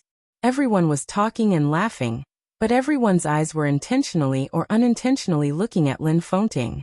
To be exact, they were looking at the back of Lin Fengting. Dressed in a splendid dress, she slowly walked over. Cold, elegant, arrogant, and calm. The black dress revealed a section of snow-white shoulders, and a delicate diamond necklace was the only decoration on her body. The skirt gently swayed as she walked, like a lotus swaying in the wind. Her expression was not charming and seductive, but her every move carried a kind of perfection that no one dared to blaspheme. Li Tianlan's eyes became more and more fiery and full of interest. Xianyan greets your highness. She walked to Li Tianlan's side and bowed slightly. The light of the diamond necklace around her neck was reflected in his fiery eyes. Oh, the first beauty of Zhongzhou State. Li Tianlan handed the wine glass in his hand to her. You deserve this title. His movements were casual, and his voice was even more casual. Drink it. Several young men and women following Gu Xian. Yin looked slightly angry, but they forced themselves to endure. Her eyes slightly condensed, and then she smiled. The natural fragrance floated slightly, and it was even more intoxicating. Xianyan toasts your highness. Gu Xianyan naturally held the wine glass and smiled softly. Her voice was as clear as ice and snow, neither servile nor overbearing. To your highness. My highness? Li Tianlan smiled playfully. I haven't been to your Phoenix Pavilion. What kind of highness can you see? You. Beside Gu Xianyan, a young man in his 30s flew into a rage and suddenly took a step forward. Li Tianlan glanced at him lightly. Facing his eyes, the young man's face suddenly turned pale, and his whole body stiffened. There was a flash of annoyance in Gu Xianyan's bright eyes, but she was still as cold as a lotus. Your highness, you must be joking. A few days ago, I had the honor of meeting your highness at the airport. Your highness killed a new expert of the invincible realm with one strike. Your highness was brilliant, and your divine power was shocking. Even my foster father felt ashamed when he saw it. Li Tianlan narrowed his eyes and said faintly, Oh. Gu Xianyan held the wine glass that Li Tianlan had used, and waited politely for a few seconds. Seeing that Li Tianlan had no other reaction, she nodded and said, Your highness, my friend and I still have to discuss 2 projects. Please excuse me. She did not introduce the man and woman beside Li Tianlan. Their identities were not at the same level, and it was useless to introduce them. Stop. Li Tianlan smiled and raised his hand. The waiter quickly walked over with a tray. Li Tianlan picked up another glass of wine, took a sip, and then handed it to Gu Xianyan. Drink it. Gu Xianyan paused, and her eyes gradually focused. Li. Your highness, we do have something important to do. Miss Xianyan is not good at drinking. I am willing to toast your highness on her behalf. The young man, who was stiff in place for a long time, could not help but take a step forward, looked directly into Li Tianlan's eyes and said, Do you deserve it? Li Tianlan casually leaned against the bar counter, glanced at him and said lightly. You. I am not interested in knowing who you are, and I am not interested in knowing who your father is. Li Tianlan's eyes swept over the man and woman beside Gu Xianyan, and his tone was cold. Get out of here, all of you. Today she will drink with me here. Li Tianlan. The young man could no longer hold back his anger. Don't go too far, I am Ling Nanhan. Bang! In the dull sound, before the young man's voice fell, an enchanting figure suddenly walked over and directly kicked the young man in the chest. The powerful and heavy kick directly sent the young man flying nearly 20 meters away. Blood spurted from his mouth, and his body fell to the ground softly. It was unknown whether he was alive or dead. There were exclamations, and then there was an instant silence. The enchanting figure did not speak. She stood in front of Li Tianlan and slightly bowed. Li Tianlan narrowed his eyes and remained calm. Gu Xianyan's body tensed for a moment, and she also slightly narrowed her eyes. Naturally, she knew this woman. The enchantress from the Wang family of Beihai. Everyone thought that she was the most loyal lackey around Li Tianlan, but the scene just now. Gu Xianyan thought quietly and lowered her head. Go down. Li Tianlan glanced at the enchantress and said nothing. The enchantress nodded silently, facing Li Tianlan, and retreated step by step. Li Tianlan's eyes swept over the other men and women beside Gu Xianyan, and he said blandly, I will give you 5 seconds. If you don't get out, I will ask your parents to crawl over to take you away. 5 for, there was no 3. No matter how humiliated they were, the young men and women immediately turned around and walked away. Li Tianlan smiled, reached out casually, put his arm around Gu Xianyan's slender waist, and held her body in his arms. What are you doing? Gu Xianyan's face suddenly turned red, and she was a little flustered. Drinking. Li Tianlan said blandly. Your Highness, please behave yourself. On such an occasion you. This occasion is not important. Li Tianlan said blandly. This is Beihai. Beihai is not yours. But my woman is. Gu Xianyan gritted her teeth. Your Highness, aren't you afraid that the little princess of Beihai, the future patriarch, will be angry and jealous? Your Highness may not be afraid, but I can't afford to offend her. It's okay. She is very obedient. Li Tianlan narrowed his eyes, and there seemed to be 2 abysses deep in his eyes. In the future, I should let her teach you how to be obedient. Let me go. Let's go. Dance with me. I won't. Ha! Li Tianlan, what do you mean? In the loud roar, Gu Qianchuan stared at Gu Xianyan, who was held in Li Tianlan's arms. His eyes seemed to spurt fire. The banquet was over. But everyone did not leave, because Li Tianlan did not allow Gu Xianyan to leave. Didn't I say it clearly enough? Li Tianlan held the slightly struggling woman in his arms and kneaded her waist through the thin dress with one hand. He said blandly, she will stay with me tonight. Why? Has she been used by you? If so, I can give her back to you. Gu Xingyun trembled with anger. The use of the Phoenix Pavilion was indeed very secretive, and it was mixed with some ambiguous atmosphere. However, Gu Xianyan was the pavilion master of the Phoenix Pavilion, and Gu Xingyun normally treated her as a pearl in his palm. He loved her dearly, even more than his own daughter. Was this what a human being would say? Not to mention in Phoenix Pavilion, even in Zhongzhou State, Gu Xianyan's education and behavior were purer than anyone else's. This sentence was completely insulting to him. Li Tianlan, what do you think Kunlun City is? What do you think Kunlun City is? How long do you think Kunlun City can exist? I'll give you another chance. Now get out of here. If this woman can satisfy me tonight, I can consider letting you live a little longer. First elder. In the silence, Gu Xianyan's somewhat confused and helpless voice sounded. That kind of extremely tough power directly suppressed her and her backer, and everyone could do nothing. Her voice was very light, but it gradually became firm. I'm willing to stay. Li Tianlan. Gu Xingyun's face turned red and he trembled all over. The enchantress quickly walked over and handed Li Tianlan a room card. Take it. Li Tianlan narrowed his eyes and handed the card to Gu Xianyan. Gu Xianyan was held in his arms with a red face. She wanted to refuse, but finally she reached out and took the room card with trembling hands. Li Tianlan laughed and walked upstairs to the room with the first beauty of Zhongzhou state in his arms. His figure went directly to Gu Qianchuan, getting closer and closer. 10 meters, 5 meters, 3 meters.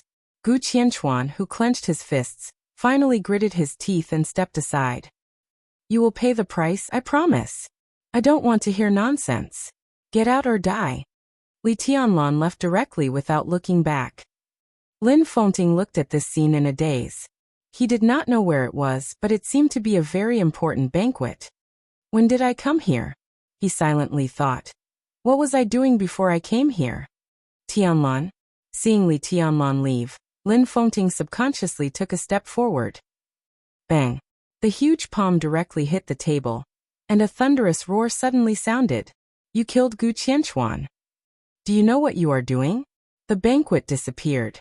In the spacious conference room, a figure that Lin Fengting looked familiar was roaring angrily. Because he deserved to die. Li Tianlan lowered his head and stroked the golden retriever lying obediently at his feet. As the first person to bring a dog into the conference room of the parliament since the founding of the People's Republic, he had gradually restrained his sharpness. However, his arrogance was becoming more and more obvious. He almost killed my dog. I'm going to kill him. Why are you so angry? Your Majesty Sword Emperor, Minister Dongqing, shouldn't you give me an explanation? He is provoking the dignity of the entire Zhongzhou State Parliament. Tianlan is right. Gu Qianchuan deserves to die. This was Wang Tianzong's voice. Reconsider. Dongqing Wudi said lightly. You. Crack. With a crisp sound, the teacup fell to the ground and shattered. Lin Fengting watched this scene quietly.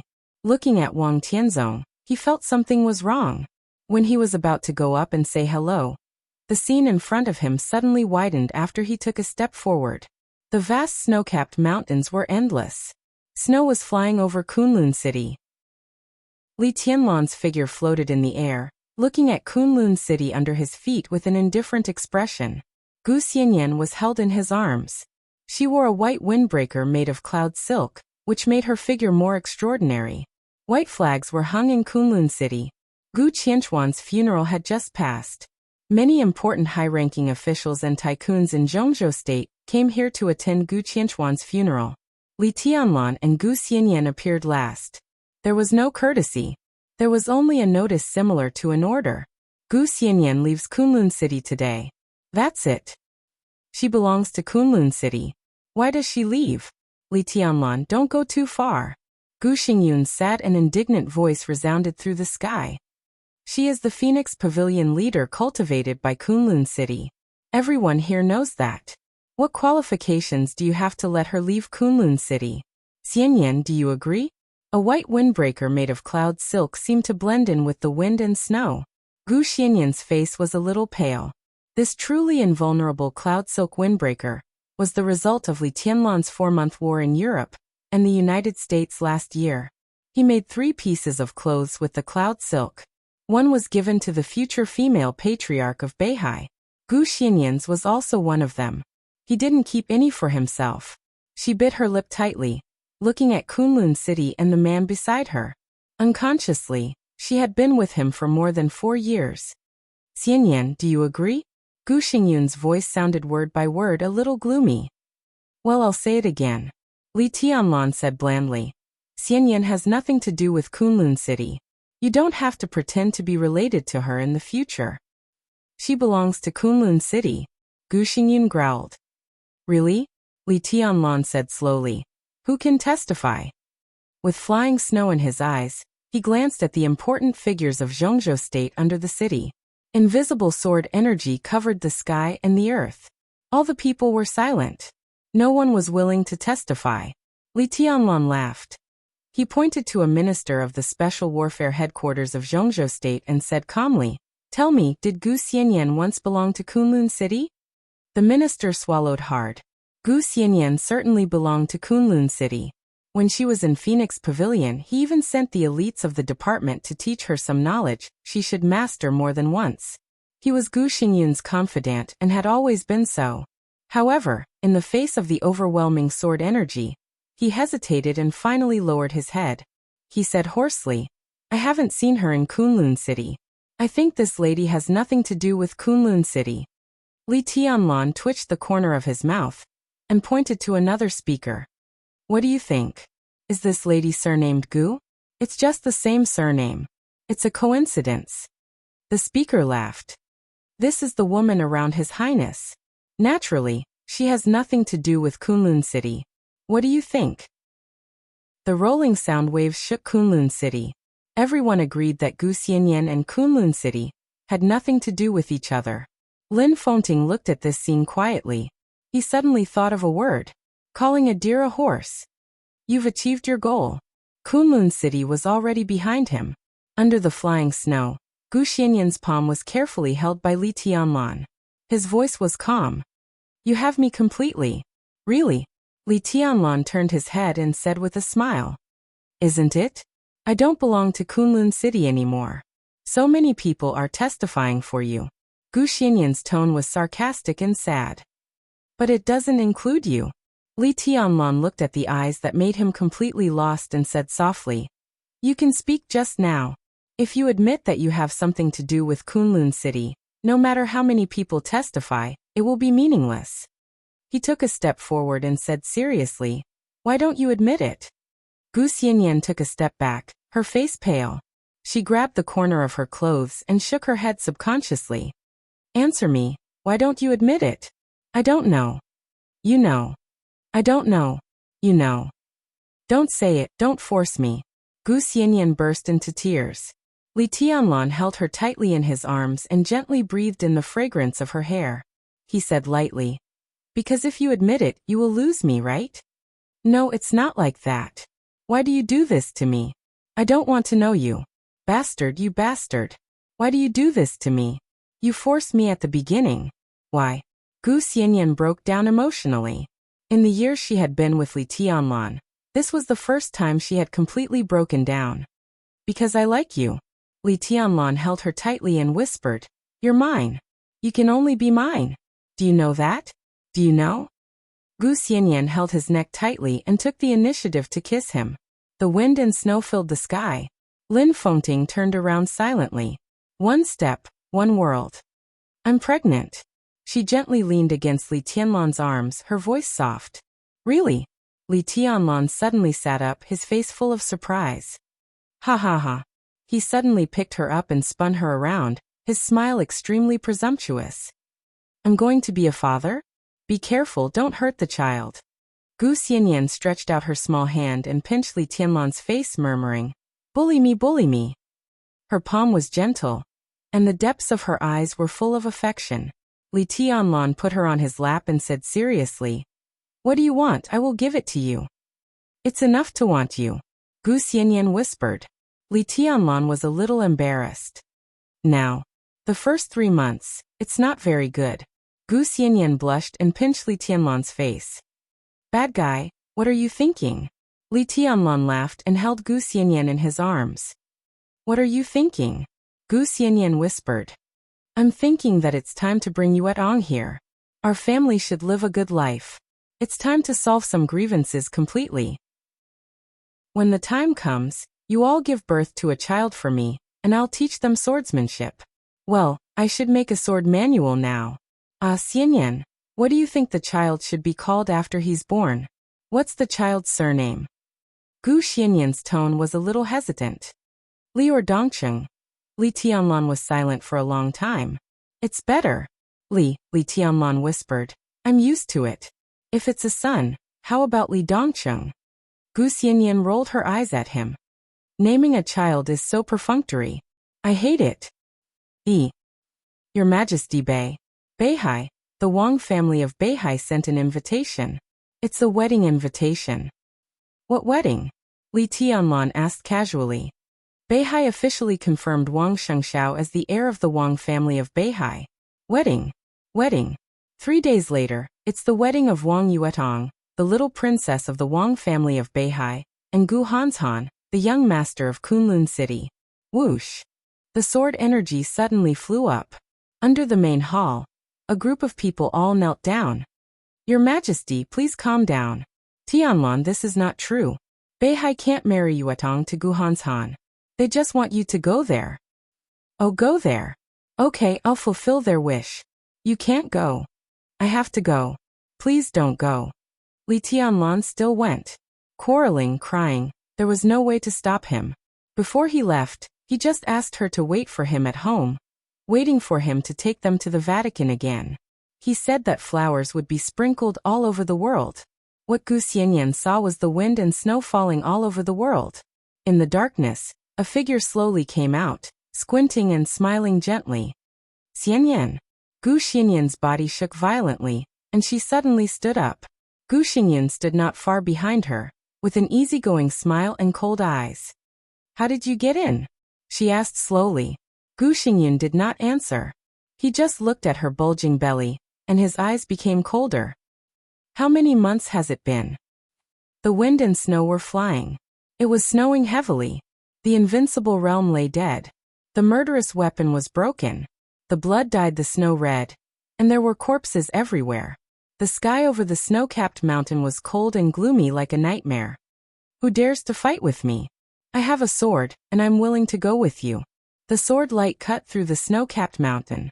It was as dazzling as a rainbow, and it was extremely beautiful. The huge black sword was instantly furious, and countless sword energy surged out. It was about to fight back. At that moment, the astonishment in his eyes turned into relief. He clenched the huge sword in his hand, and the sword energy that burst out of the huge sword was instantly borne by him. The sword energy entered his body, and his body shook a little. All the counterattack of the huge sword was suppressed by him. He looked at the beautiful figure calmly, and his eyes were peaceful. The next second, the blade that cut through the wind and snow suddenly pierced his heart. It hurts. Why don't you fight back? You'll die. He looked at her belly and smiled. He'll die too. How dare an ordinary man call himself an emperor? Ridiculous. You end up like this today, and Wang Tianzong will end up like this in the future. On the snow-capped mountain in the distance, the sword emperor, who had lost his arm, was covered with scars and was almost lifeless. I'm sorry. It's understandable. After all, your surname is Gu. I'm sorry. You don't have to do this. I'm very tired these years. I'm too tired. It's time to rest. I'm sorry. I want to go home. I'm sorry. I really want to. He looked at her belly. Take a look at him. I'm sorry. His body fell into her arms. I'm sorry. I'm sorry. I'm sorry. Lin Fengting finally realized what she was seeing.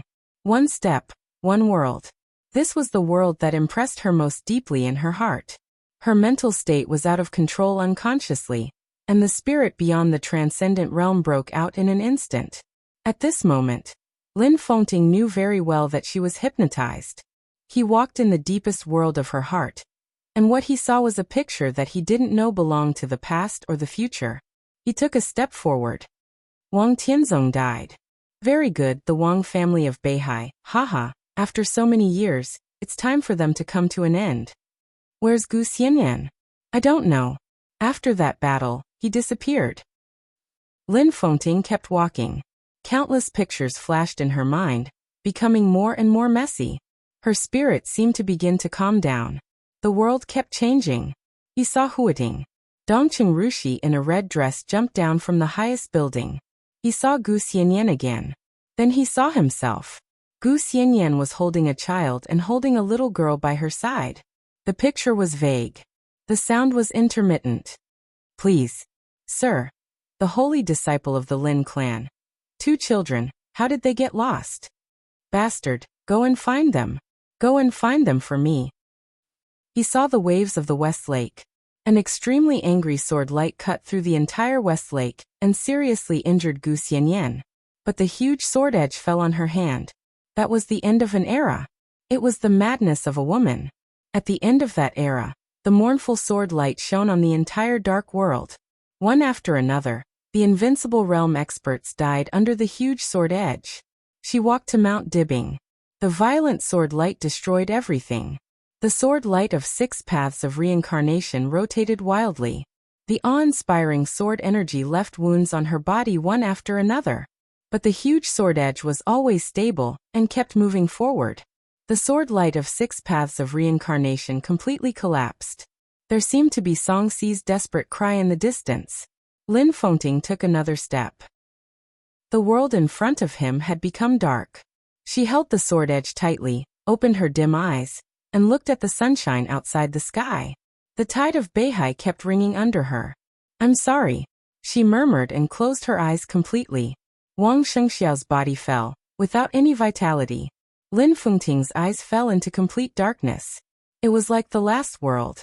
Her figure finally fell into Beihai. The eternal coldness and darkness swept everything. The weight of the huge sword suddenly increased countless times. Her body kept sinking to the bottom of the sea. Lin Fengting was trapped in this dark world, and there was no way out. He didn't know how long it had been. A faint sword light lit up in front of him. The huge sword was constantly shining, as if it was tearing the ocean apart. The seawater disappeared. White snow appeared in front of Lin Fengting. That was like the last picture. It was like the first rebirth. The little girl in ragged clothes lay in the snow. Her body had become very small, and the wounds caused by the 6 paths of reincarnation became more and more intricate as her body shrunk. It was as if the most profound 6 paths of reincarnation sword manual was carved on her body. That was the power of time. The wind and snow were flying. The girl was lying in the snow, with a dark huge sword beside her.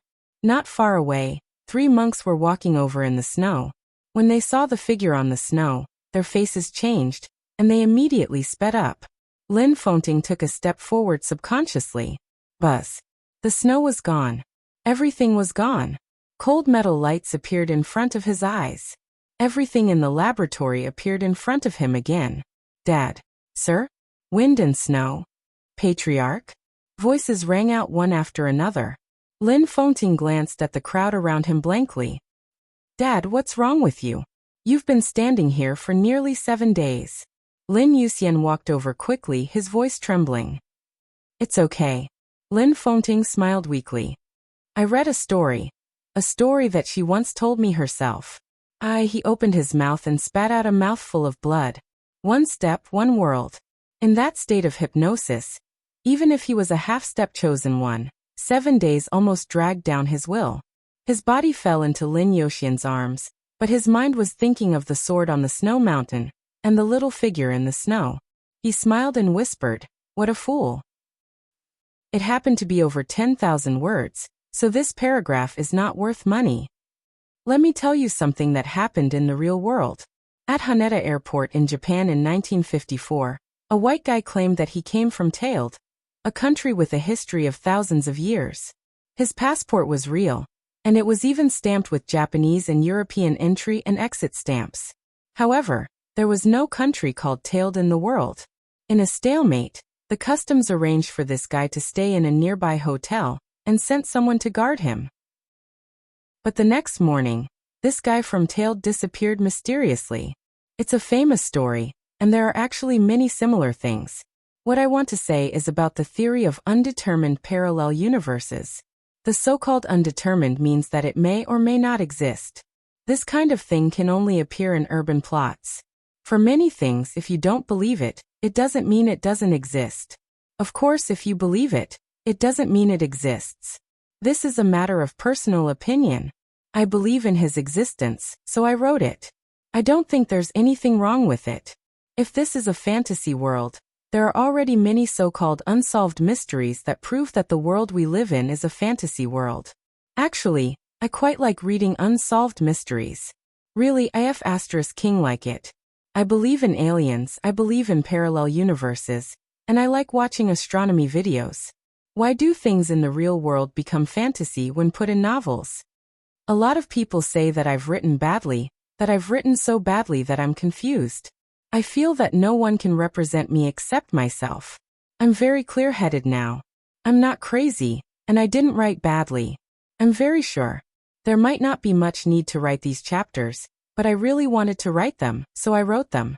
At the end of this chapter, this parallel universe thing is over. Next, it's about Li Tianlan. The debate about this can end here. Also, I can say that I've filled in most of the holes so far. Maybe you guys don't agree, But it doesn't matter.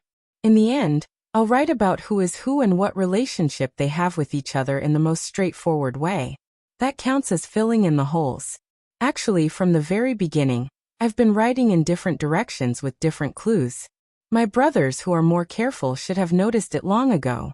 The only reason you guys don't believe me is that I haven't written about this before. That should be it. This paragraph really doesn't count. Good night, everyone. Chapter 751. The first lunar month was about to pass. The day in the desert had gradually become hot. In the warden's dormitory, Li Tianlan, who was wearing a white shirt casually, hung up the call with Dongqing Wudi. He looked at the yellow sand outside the window and narrowed his eyes. It had been half a year since he entered the desert prison. The desert was as quiet as usual, but the dark world was already turbulent. The influence of the mysterious expert's attack on the Wang family of Beihai half a month ago had completely spread. The video of the incident was completely spread throughout the dark world through different channels. The overwhelming sword swept up the fallen leaves on Mount Dibing. The majestic sword energy seemed to have the power to break the screen in the video and smashed into the hearts of all the big shots in the dark world. The casualties and losses of the Wang family of Beihai had already been calculated. Maybe it couldn't be called casualties and losses. It should be called death losses. No, to be exact, it should be a missing persons report. The sword covered tens of thousands of meters of heaven and earth, from the foot of the mountain to the top of the mountain, and swept a distance of thousands of meters. The momentum was tremendous and earth-shattering.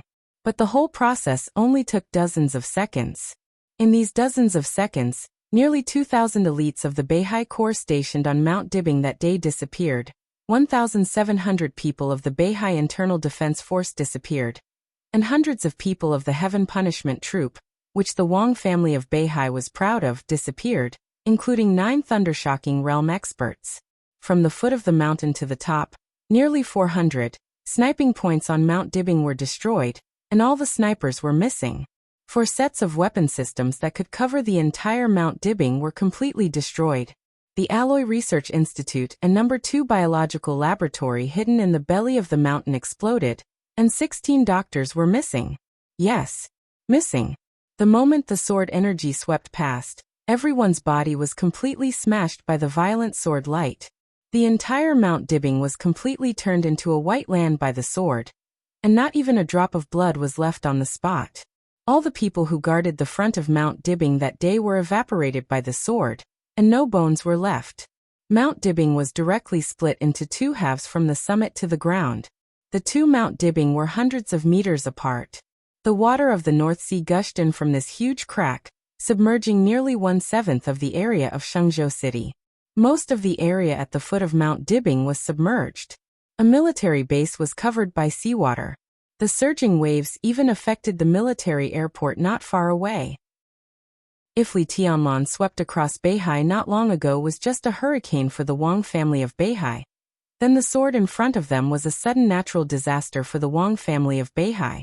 The majestic palace, the elite troops, and the picturesque mountain peaks. Everything disappeared under that sword strike. The shocking sharpness seemed to be completely branded in the sky above the Wang family of Beihai, cutting them down from the peak of the dark world.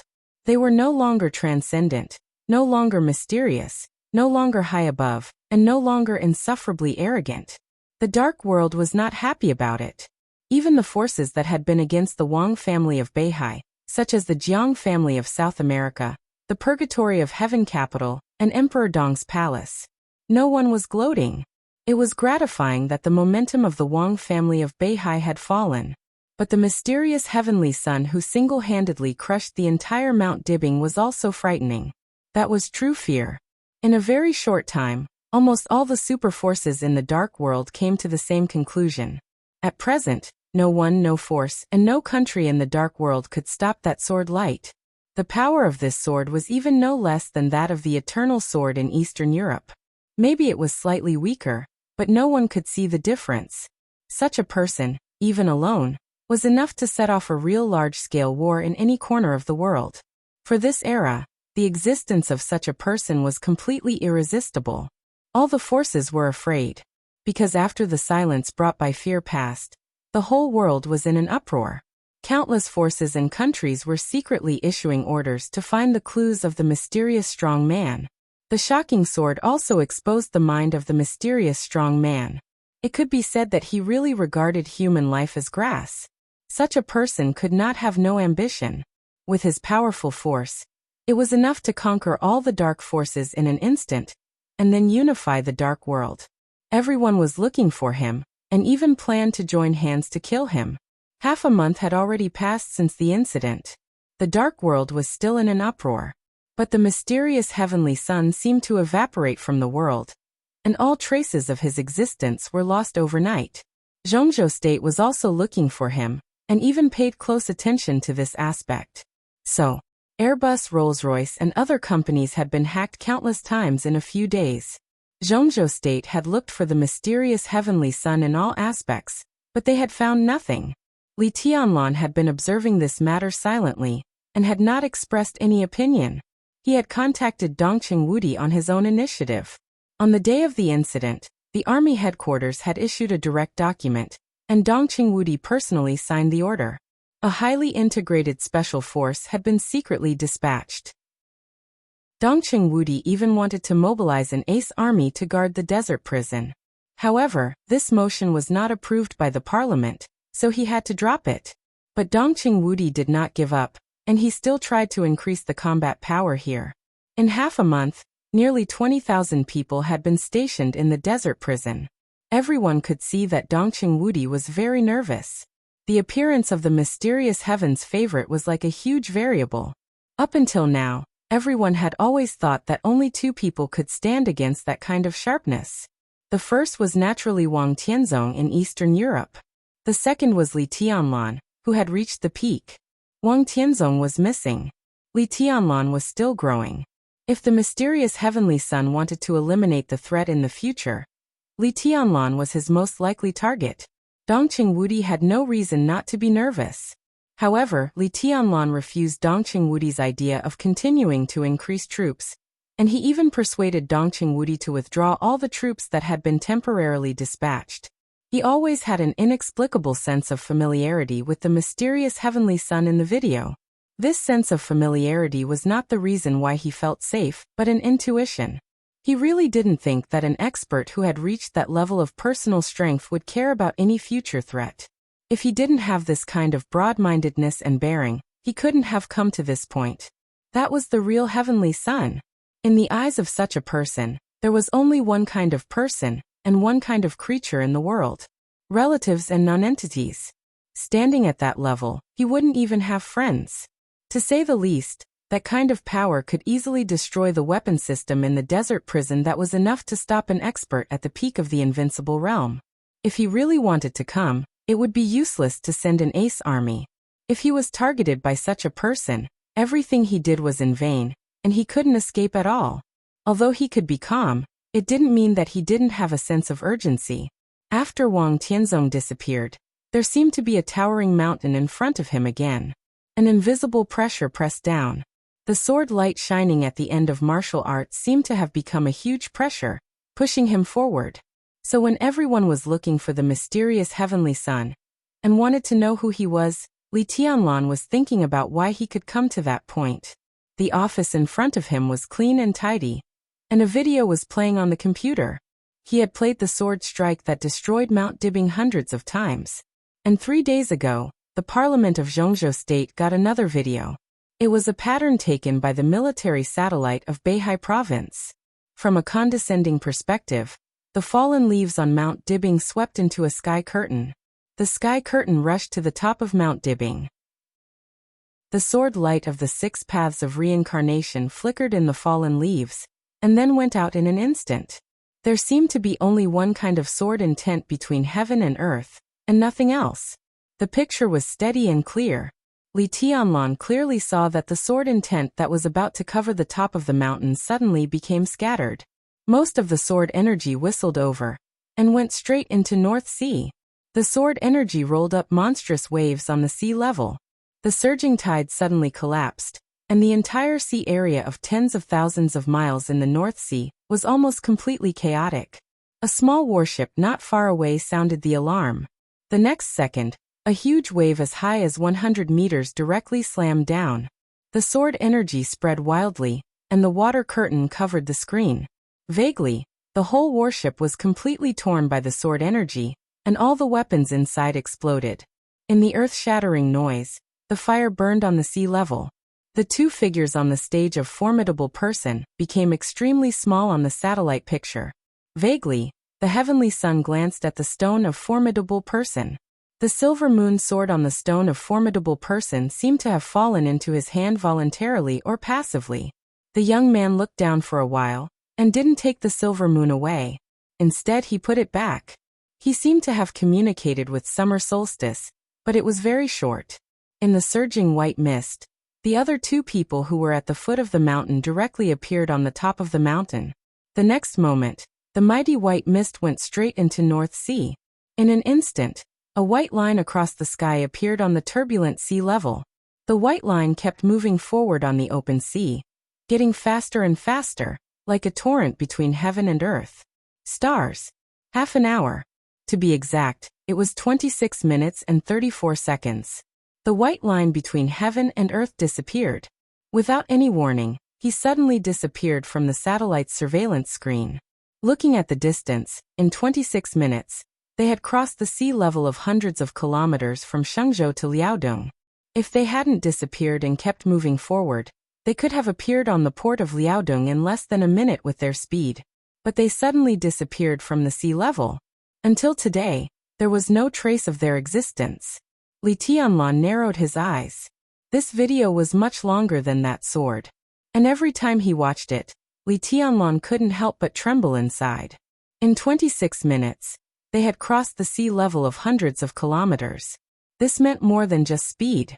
This distance was shorter than the distance from Reki City to Mormons. But a large part of the distance from Reki City to Mormons was land that could be borrowed. And this distance was all the water surface that could not be borrowed under normal circumstances. This alone was enough to make up for the gap. When Wang Tianzong broke through, it took him nearly 2 hours to go from Reki City to Mormons. As for Li Tianlan now, not to mention on the water, even if he charged at full speed on land, he couldn't walk that far in half an hour. Even if there was no water limit, his physical strength couldn't rush across the vast ocean from Liaodong to North Sea. This was a chosen one who was really at the peak of his state. Not only was he at the peak of his realm, but also his physical strength and other aspects were at the peak of his age. Li Tianlan squinted and watched the video again. He was silent for a long time in the confrontation between the young man and summer solstice on the stage of Formidable Person. What did they say to each other? No one knew the answer to this question. From the attack to the present, the Wang family of Beihai had been silent. They didn't explain to Zhongzhou State or even make any statement to the outside world. Even inside Beihai province, they didn't give any statement. This kind of silence had gradually made the entire parliament of Zhongzhou State nervous. Beep. An urgent document from the army ministry suddenly came to him. Li Tianlan opened it and was slightly stunned. This document was not sent to Li Tianlan, but to Lieutenant General Xiao Mahai, the warden. No matter how remote the desert prison was, no matter how nobody cared about the position of the warden, Xiao Mahai was also a lieutenant general of Zhongzhou State. Although his position was hard, his military rank could be said to be one of the core officers of Zhongzhou State. When something major happened in the Zhongzhou State military, it was inevitable to inform him, even if it was symbolic. But this was the basic rule. The document was very formal, equivalent to a notice. Half an hour ago, the Wang family of Beihai officially announced the result of the handling of Dijiang. Dijiang was expelled from Mount Dibing because of a variety of charges, real and fake, and was escorted to Beihai prison indefinitely. 20 minutes ago, after an emergency discussion, the army headquarters of Zhongzhou State announced that they agreed to Dijiang's resignation as a member of Zhongzhou State, marshal, and commander of the Border Control Corps of Zhongzhou State. The commander of the Border Control Corps was temporarily held by Dongqing Wudi, the executive minister of the army headquarters. And it was not Wang Qinglei of Beihai or Summer Solstice who officially announced the expulsion of Dijiang and the imprisonment of the new invincible realm expert of Beihai. It was Wang Shengxiao. Li Tianlan took a deep breath and looked at the notice in front of him. He was silent for a long time. Di Jiang was expelled and imprisoned. But it was not the capable general of the Wang family of Beihai who took over the border control corps. After going around in circles for a few months, Li Tianlan finally opened her eyes. The position of commander of the border control corps once again fell on Dongqing Wudi. Now he could even be said to be the most powerful executive minister of Zhongzhou State since the founding of Zhongzhou State, and it could even be said that he had power over the court and the opposition. And this unusual action represented Beihai's concession. And Dongqing Wudi taking over this position also meant one thing. In the face of the aggressiveness of the academics and the prince group, the Wang family of Beihai had reached an agreement with the giant group when Mount Dibing was attacked. Counterattack. Counterattack from the Wang family of Beihai. A storm from the North Sea province. It was about to begin. Chapter 752. At the end of the first lunar month, Mount Dibing was like a huge construction site. Countless construction machines were busy from the mountain to the foot of the mountain, repairing the barren mountain that had become a piece of white land day and night. Wang Shengxiao walked on the huge construction site, supervising the work in person. Occasionally, when he encountered something that needed help, he would give a hand. The construction site was too big, so there were many things that needed help. In less than a morning, Wang Shengxiao was covered with dust. He sat on a stone block to rest. A worker beside him wiped the dust off his hands and handed him a bottle of water. Wang Shengxiao smiled and thanked him. He took the water and took a sip. Looking at the shape of some palaces in the distance, he was silent. Half a month ago, the Wang family of Beihai had officially announced the expulsion of Dijiang. The Kanglan River Jiang family also said that they would remove Dijiang from the family tree. All of this was proposed by Wang Shengxiao. When he didn't feel too much pressure, he directly abandoned the most trustworthy superior of the invincible realm.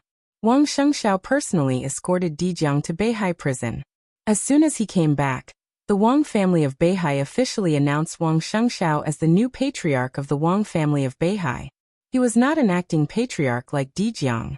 He completely replaced Wang Tianzong and became the official patriarch of the Wang family of Beihai, as well as the supreme ruler of Beihai province. This year, Wang Shengxiao was just 26 years old. In the face of this young new patriarch, all the people of Beihai were supporting him. In the praise, Dijiang seemed to become the abyss of Beihai province. Innumerable curses and dirty water were poured on Dijiang. First, Li Tianlan swept all the way from autumn water to Mount Dibing. Then, the mysterious chosen one destroyed everything on Mount Dibing with a sword. For the people of Beihai who had the highest sense of honor and belonging, all of this seemed to be because of Dijiang's cowardice at the beginning. Most people thought that he was a coward for taking the initiative to withdraw the Internal Defense Force and the Heaven Punishment Troop in the face of Li Tianlan. If it weren't for this matter, the powerful Wang family of Beihai wouldn't be treated as a coward and bullied casually. More curses followed. The rumor that there was a deal between Dijiang and Emperor Dong's palace on Mount Dibing reached the ears of ordinary people in Beihai. As a result, the curses of those with ulterior motives, those who attempted to usurp the throne, and those with wild ambitions rang out in every corner of the North Sea. In the shortest time, Dijiang, who used to be a student of Sword Emperor and had incomparable glory in Mount Dibing, was completely discredited. Wang Shengxiao had been silent about this. From the beginning to the end, he had never said a word for Dijiang. Even when some of the media directly controlled by them led the public opinion to push all the blame on Dijiang, Wang Shengxiao also acquiesced. His silence and his proposal to expel Dijiang had been widely praised and respected in North Sea. When most of the people focused their attention on spurning Dijiang, no one paid attention to Wang Shengxiao's age. Even because of what he did to eradicate the cancer for Beihai, he naturally gained a lot of support. Even Wang Qinglei temporarily fell silent within the Wang family of Beihai. Everyone was paying attention to the movements of the new patriarch of the Wang family of Beihai. But since he became the official patriarch of the Wang family of Beihai, the only order he issued was to repair Mount Dibing. Apart from that, there was no other action. Silence. For a moment, the entire Mount Dibing became silent. Wang Shengxiao's silence directly caused the internal turmoil of the Southeast group. Wang Qinglei, who was in Wuxia, frequently took action. He met with some backbone figures in the group, won over people's hearts, and further raised his status. 10 days ago, he personally went to Yuzhou to meet Li Huaqing. The Zhongzhou State Parliament, which had been silent for a while, also began to react after going to Yuzhou to meet Li Huaqing. A tentative investigation team began to enter North Sea. Wang Shengxiao still didn't say anything. He just told the provincial government of Beihai to entertain the investigation team well. So another investigation team entered North Sea. Wang Shengxiao's order was still to entertain them well. The Zhongzhou State Parliament was completely relieved. In the beginning, no one thought that the Wang family of Beihai would always give in. Especially after being attacked by the mysterious expert, the parliament didn't see the opportunity to beat the dog when it was down. Instead, they smelled a touch of danger. They might not know the mysterious chosen one, but they knew enough about the Wang family of Beihai. As the family with the deepest foundation in the dark world, after a series of recent blows, no one believed that the Wang family of Beihai could bear it. They would definitely rebound completely. If they couldn't find the mysterious chosen one, all the counterattacks would probably fall on the academics and the prince group. In such a situation, Wang Qinglei's attitude would even be on the side of the Wang family of Beihai, so the two groups were nervously on guard. But Wang Shengxiao kept silent. After Wang Qinglei officially showed his attitude, Zhongzhou State finally let go of some scruples and began to test him constantly. Wang Shengxiao made concessions again and again in the face of the test, which made people feel that he was too young to handle the situation and was ready to compromise. So all kinds of investigation teams began to enter the Wang family of Beihai and were ready to take action against countless core projects in North Sea. Some of the potential allies of the Wang family of Beihai also showed signs of wavering. 3 listed companies affiliated with the Wang family of Beihai and based in Zhongzhou State began to be suppressed, and their stocks were secretly acquired. Some reports against the officials of the provincial government of Beihai began to fly to the Ministry of Supervision of Yuzhou like snowflakes, and some of the support that Zhongzhou State had provided to Beihai on a regular basis also began to be released. Countless news gathered on Wang Shengxiao's desk every day, and all of them were bad news. The suppression suddenly came from all sides. All of this was because of Wang Shengxiao's young age. Because of Summer Solstice's serious injury. It was also because of Wang Qinglei's positive attitude. In the face of the storm that gradually swept through the Wang family of Beihai, all Wang Shengxiao could do seemed to be silent. A plump and enchanting figure slowly walked into the construction site and came to Wang Shengxiao. She whispered, "Patriarch, Madam is calling you." The enchantress from the Wang family of Beihai. Now the Sky Academy and the Deep Sea Academy had passed the initial selection, but there was still some time before the new class began. During this time, the enchantress had been in Beihai province. "Okay." Wang Shengxiao drank some water, stood up and said casually, "Sixth sister, has my mother taken medicine?" "Yes, she has. Madam's recent injury is more stable," the enchantress whispered, and there was some relief in her eyes. A smile appeared in Wang Shengxiao's eyes. This might be the only good news for the Wang family of Beihai during this time. The night before the mysterious chosen one attacked Mount Dibbing, Summer Solstice saw countless sword lights in the sky. Countless vitality on Mount Dibbing gathered into her body. The injuries that had troubled her for many years were mostly healed overnight, and her completely broken foundation seemed to have the possibility to heal. However, her body, which had just mostly recovered, was seriously injured by the mysterious chosen one's sword again. Summer Solstice's injury was extremely serious, but it could still be regarded as good news, because countless vitality was still playing a role. As long as her injury was healed this time, she had the possibility to return to her peak state. Summer Solstice temporarily lived in a side hall of Mount Dibbing. In front of the side hall was a path that led to the foot of the mountain. The path had been temporarily repaired, and it looked very smooth. When Wang Shengxiao came over, there were already several cars parked in front of the side hall. Several elites of the internal security force were putting some simple luggage on the cars. Wang Shengxiao glanced at them, said nothing, and went straight in. Summer Solstice sat on the sofa in the living room, dressed neatly, but her face was as pale as paper.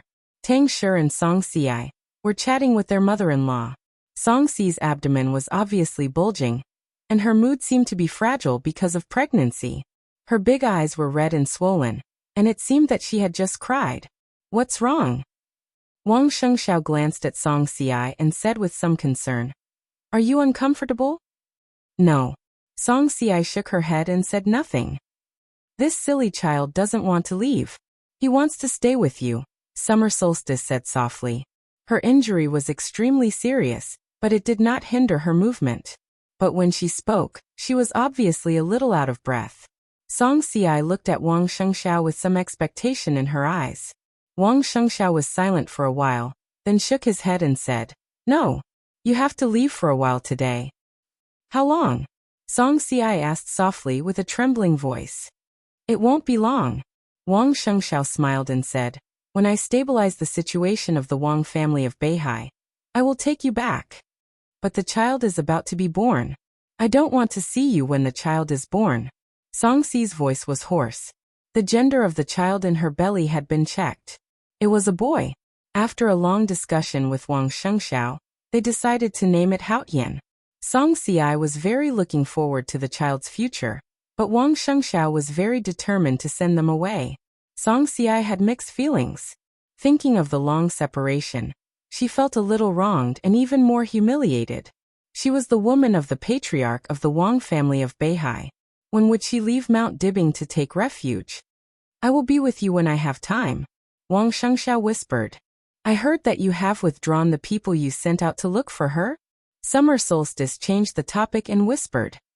"Yes." Wang Shengxiao nodded. "Why?" Summer Solstice looked into her son's eyes and asked. "Because it's not necessary. In the current situation, it's better if we can't find my sister. If we can't find her, no one can. The Wang family of Beihai can't help her for the time being. In this case, it's better to let it go." Wang Shengxiao was silent for a while and whispered. "It's said that Emperor Dong's palace is also looking for her. If they find my sister, it's better. At least in Emperor Dong's palace, she won't be hurt." Song Si took a deep look at him. She still wanted to say something, but Wang Shengxiao's cell phone suddenly rang. He took out his cell phone and glanced at the number. His eyes slightly narrowed. "Jingxin." The phone was connected. Wang Shengxiao's voice was very calm. "Shengxiao, I handed in the materials." On the other end of the phone, the voice of speaker Wang Jingxin of Lin was steady. Wang Shengxiao's eyes suddenly lit up for a moment, and he said in a low voice, he agreed. "Yes, in the past half a month, we have communicated 6 times. Just now was the 6th time.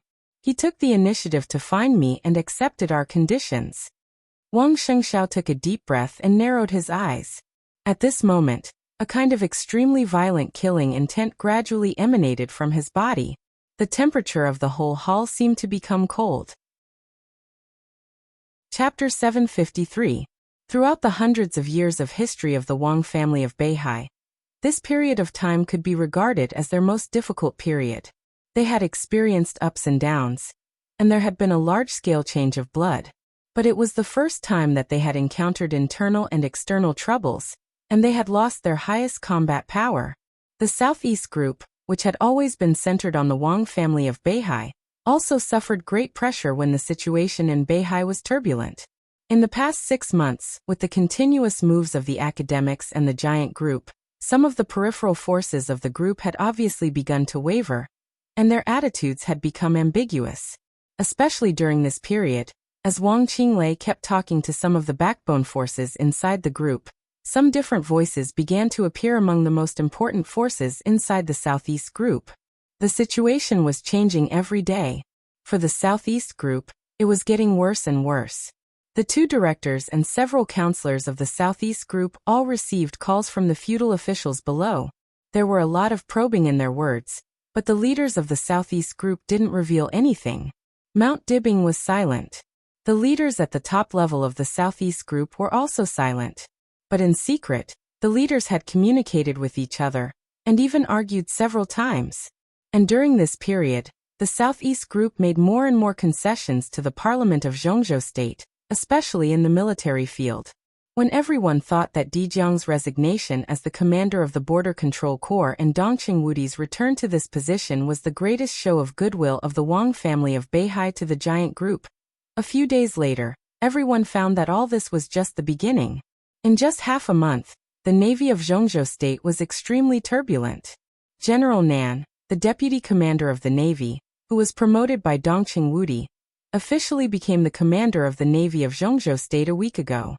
And 3 days ago, the two trump card armies that had been controlled by the Southeast Group also changed hands, and were replaced by capable generals who had served as high-level officers in the Border Control Corps. It was said that the Wang family of Beihai had begun to take action against the position of the Secretary General of the Army Headquarters. Although this position had been held by the Special Warfare Group, the Southeast Group and Dongqing Wudi had reached an agreement and decided to promote Bai Qingzhao to the position. If there was no accident, Bai Qingzhao was likely to be promoted in the near future, and he might even become the new counselor of Zhongzhou State at the end of the year. However, as a condition, Bai Zhanfang, the speaker of Yuzhou, seemed to have to step down, changing the blood, shuffling the cards, centralizing power. Countless fields in Zhongzhou State were in turmoil. Being in it, one could really feel the changes and the magnificence of the situation every day.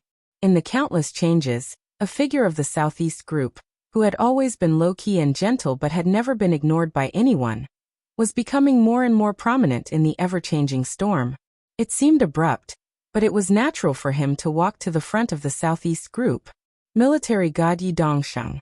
Most of the transactions between the Army headquarters and the giant group were presided over by Yi Dongsheng. Not only did they compromise with the giant group, but the academics and the Prince Group also gained a lot from the changes. However, such frequent personnel changes did not cause any disturbance in the military from beginning to end. It was not until then that people realized how terrifying the influence of the god of war was in the military. As a result, the dispute among the executives of the Southeast Group became more and more intense. Even Wang Qinglei's position became a little awkward. Yi Dongsheng did not respond to this directly. He just carried out his plan step by step. He went to the front, showed his means and persuaded Dongqing Wudi. In nearly a week, he had walked into Dongqing Wudi's office to report work for the 4th time. As the most qualified and capital deputy minister in the army headquarters to check and balance Dongqing Wudi, his recent performance had attracted more and more people's attention. Yi Dongsheng did not care about this. What he cared about was the result. Now, after more than 2 hours of communication for the 4th time, Yi Dongsheng finally got the result he wanted. When is Wang Jingxin going to do it? Dongqing Wudi smoked the last cigarette in the large office, looked up at Yi Dongsheng, and said in a calm tone, "I can do it at any time." Yi Dongsheng said slowly. With Dongqing Wudi's clear statement, his spirit seemed to be completely relaxed. "In this case, hurry up. I have a lot of different opinions on this matter. You've really forced me into a corner this time." Dongqing Wudi shook his head with a smile, picked up the teacup, and drank some water. For the first time since the two worked together in the army headquarters, the atmosphere was so harmonious. Beihai and the Southeast Group are very sincere. "Minister, believe me, a stable situation for us is good for you and His Highness Li Tianlan." Yi Dongsheng said softly.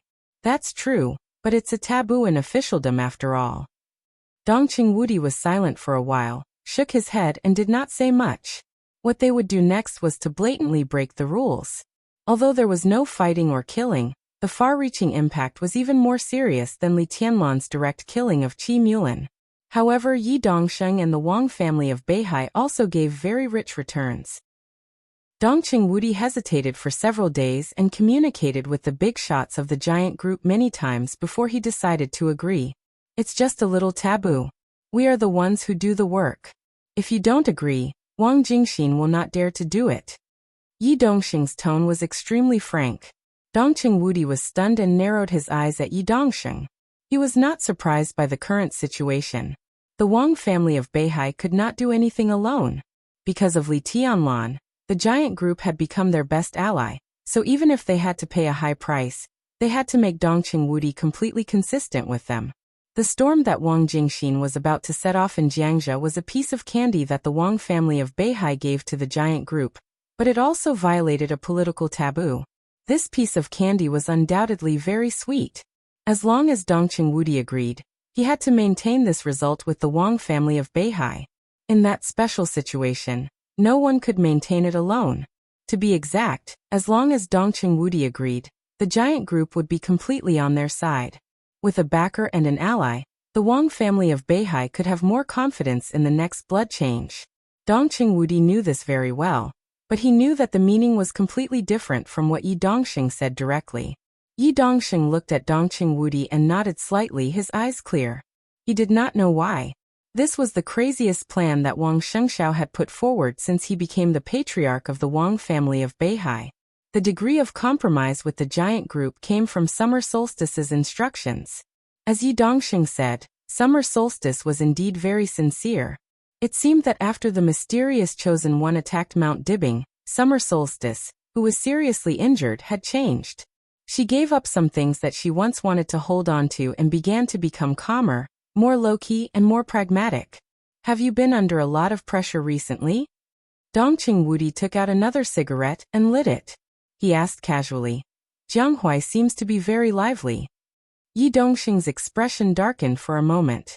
He frowned and then smiled bitterly.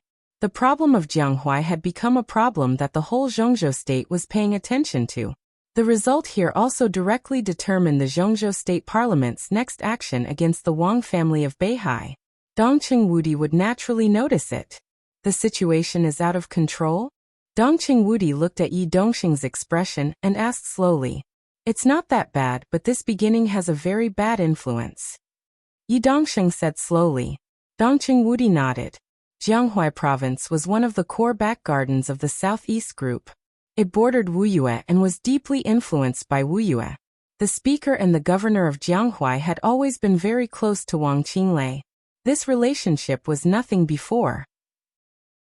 But in recent days, Wang Qinglei visited Jianghuai, and then the speaker and the governor of Jiangxia expressed their support for Wang Qinglei on different occasions.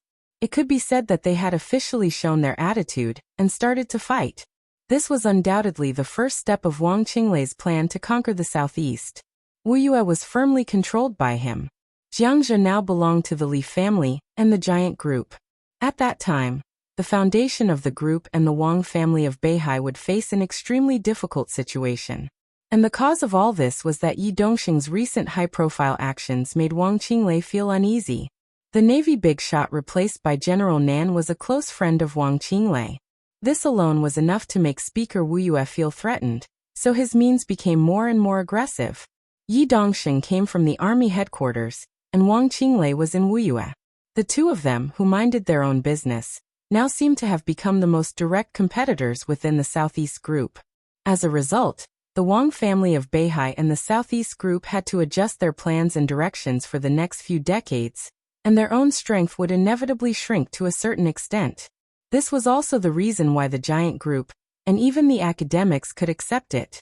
However, before the result of Jianghuai was clear, Yi Dongxing was destined to bear great pressure. Both of them stopped talking and smoked in silence, deep in thought. They had talked about what should be talked about. The next step was to wait. Waiting for the rainstorm. The shrill ringing of the phone suddenly rang in the office. The two people in the office were shocked at the same time and looked at each other. Dongqing Wudi took a deep breath and looked serious. He picked up the confidential phone in front of him. Okay, I got it. He said to the phone and hung up. Let's go.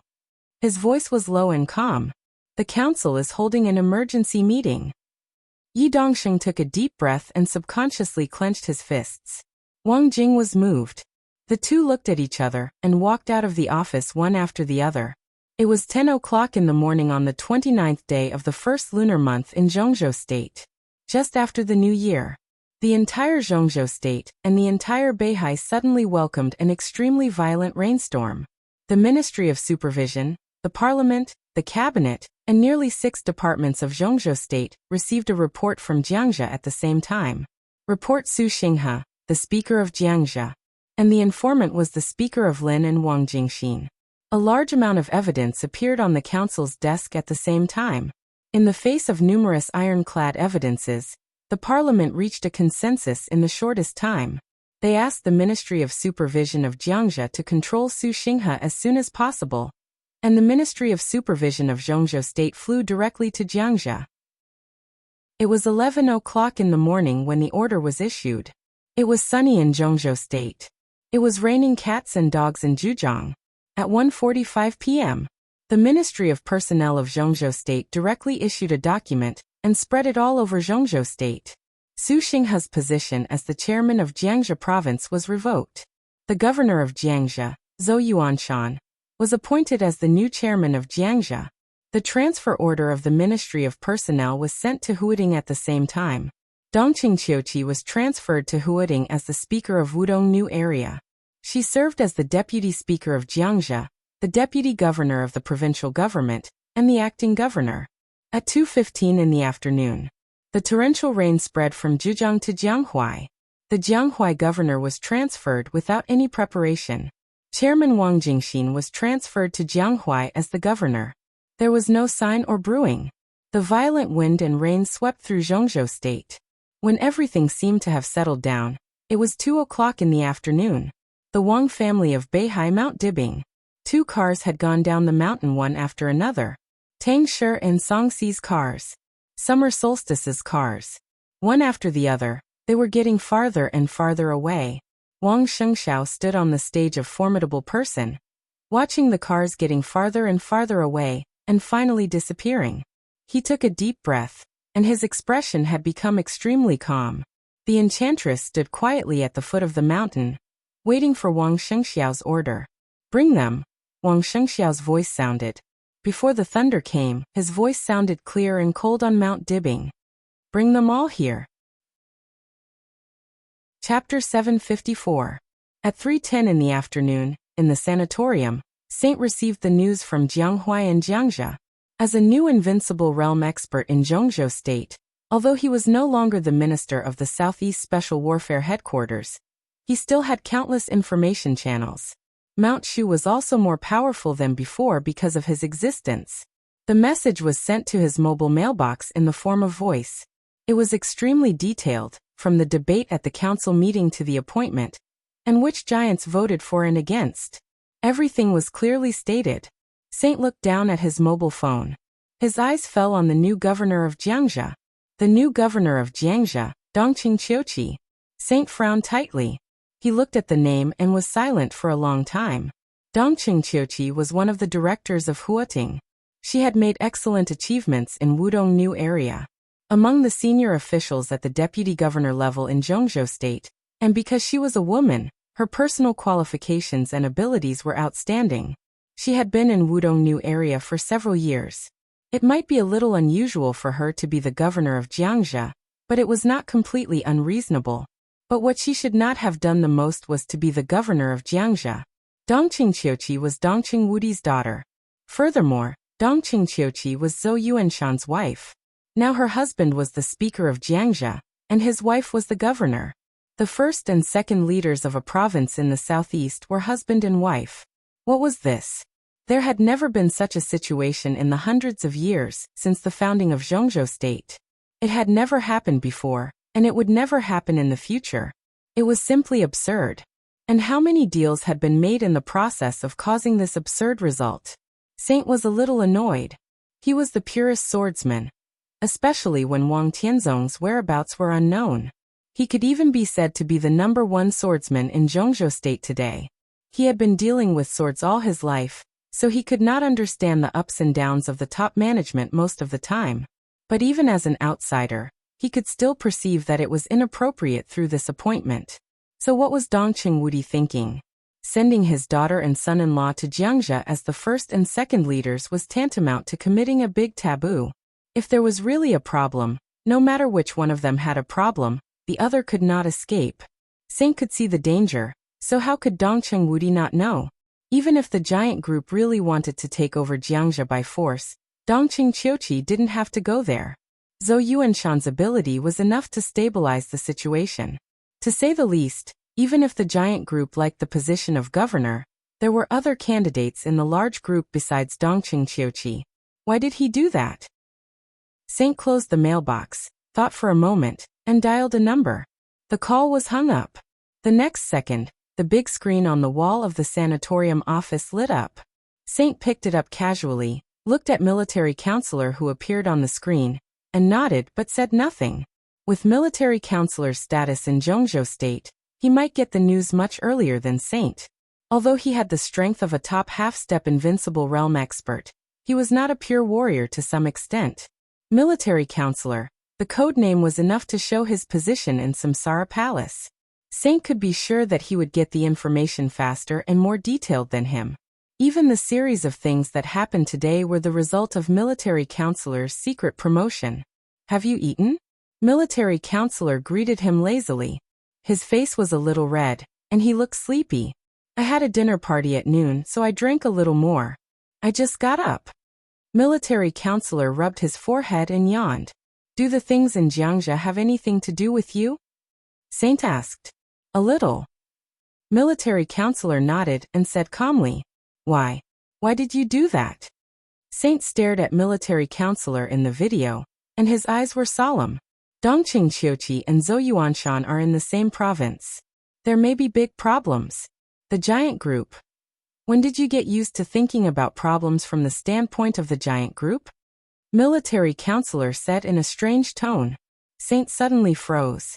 Dongqing Wudi is probably going to be set up by the Wang family of Beihai this time. But on the whole, it's not a bad thing. I have some friends in the giant group, but many of them don't like me. I don't care what they do, and I'm not obliged to be responsible for them. Before I retire, I will only think about problems from the standpoint of Tianlan. Tianlan and the giant group, neither of them represents the other. I don't see how it's good for the palace master to do so much. Saint's tone was calm, but everyone could hear the difference in his tone. In front of Li Tianlan, Saint and military counselor basically called each other the same way, calling him Your Highness.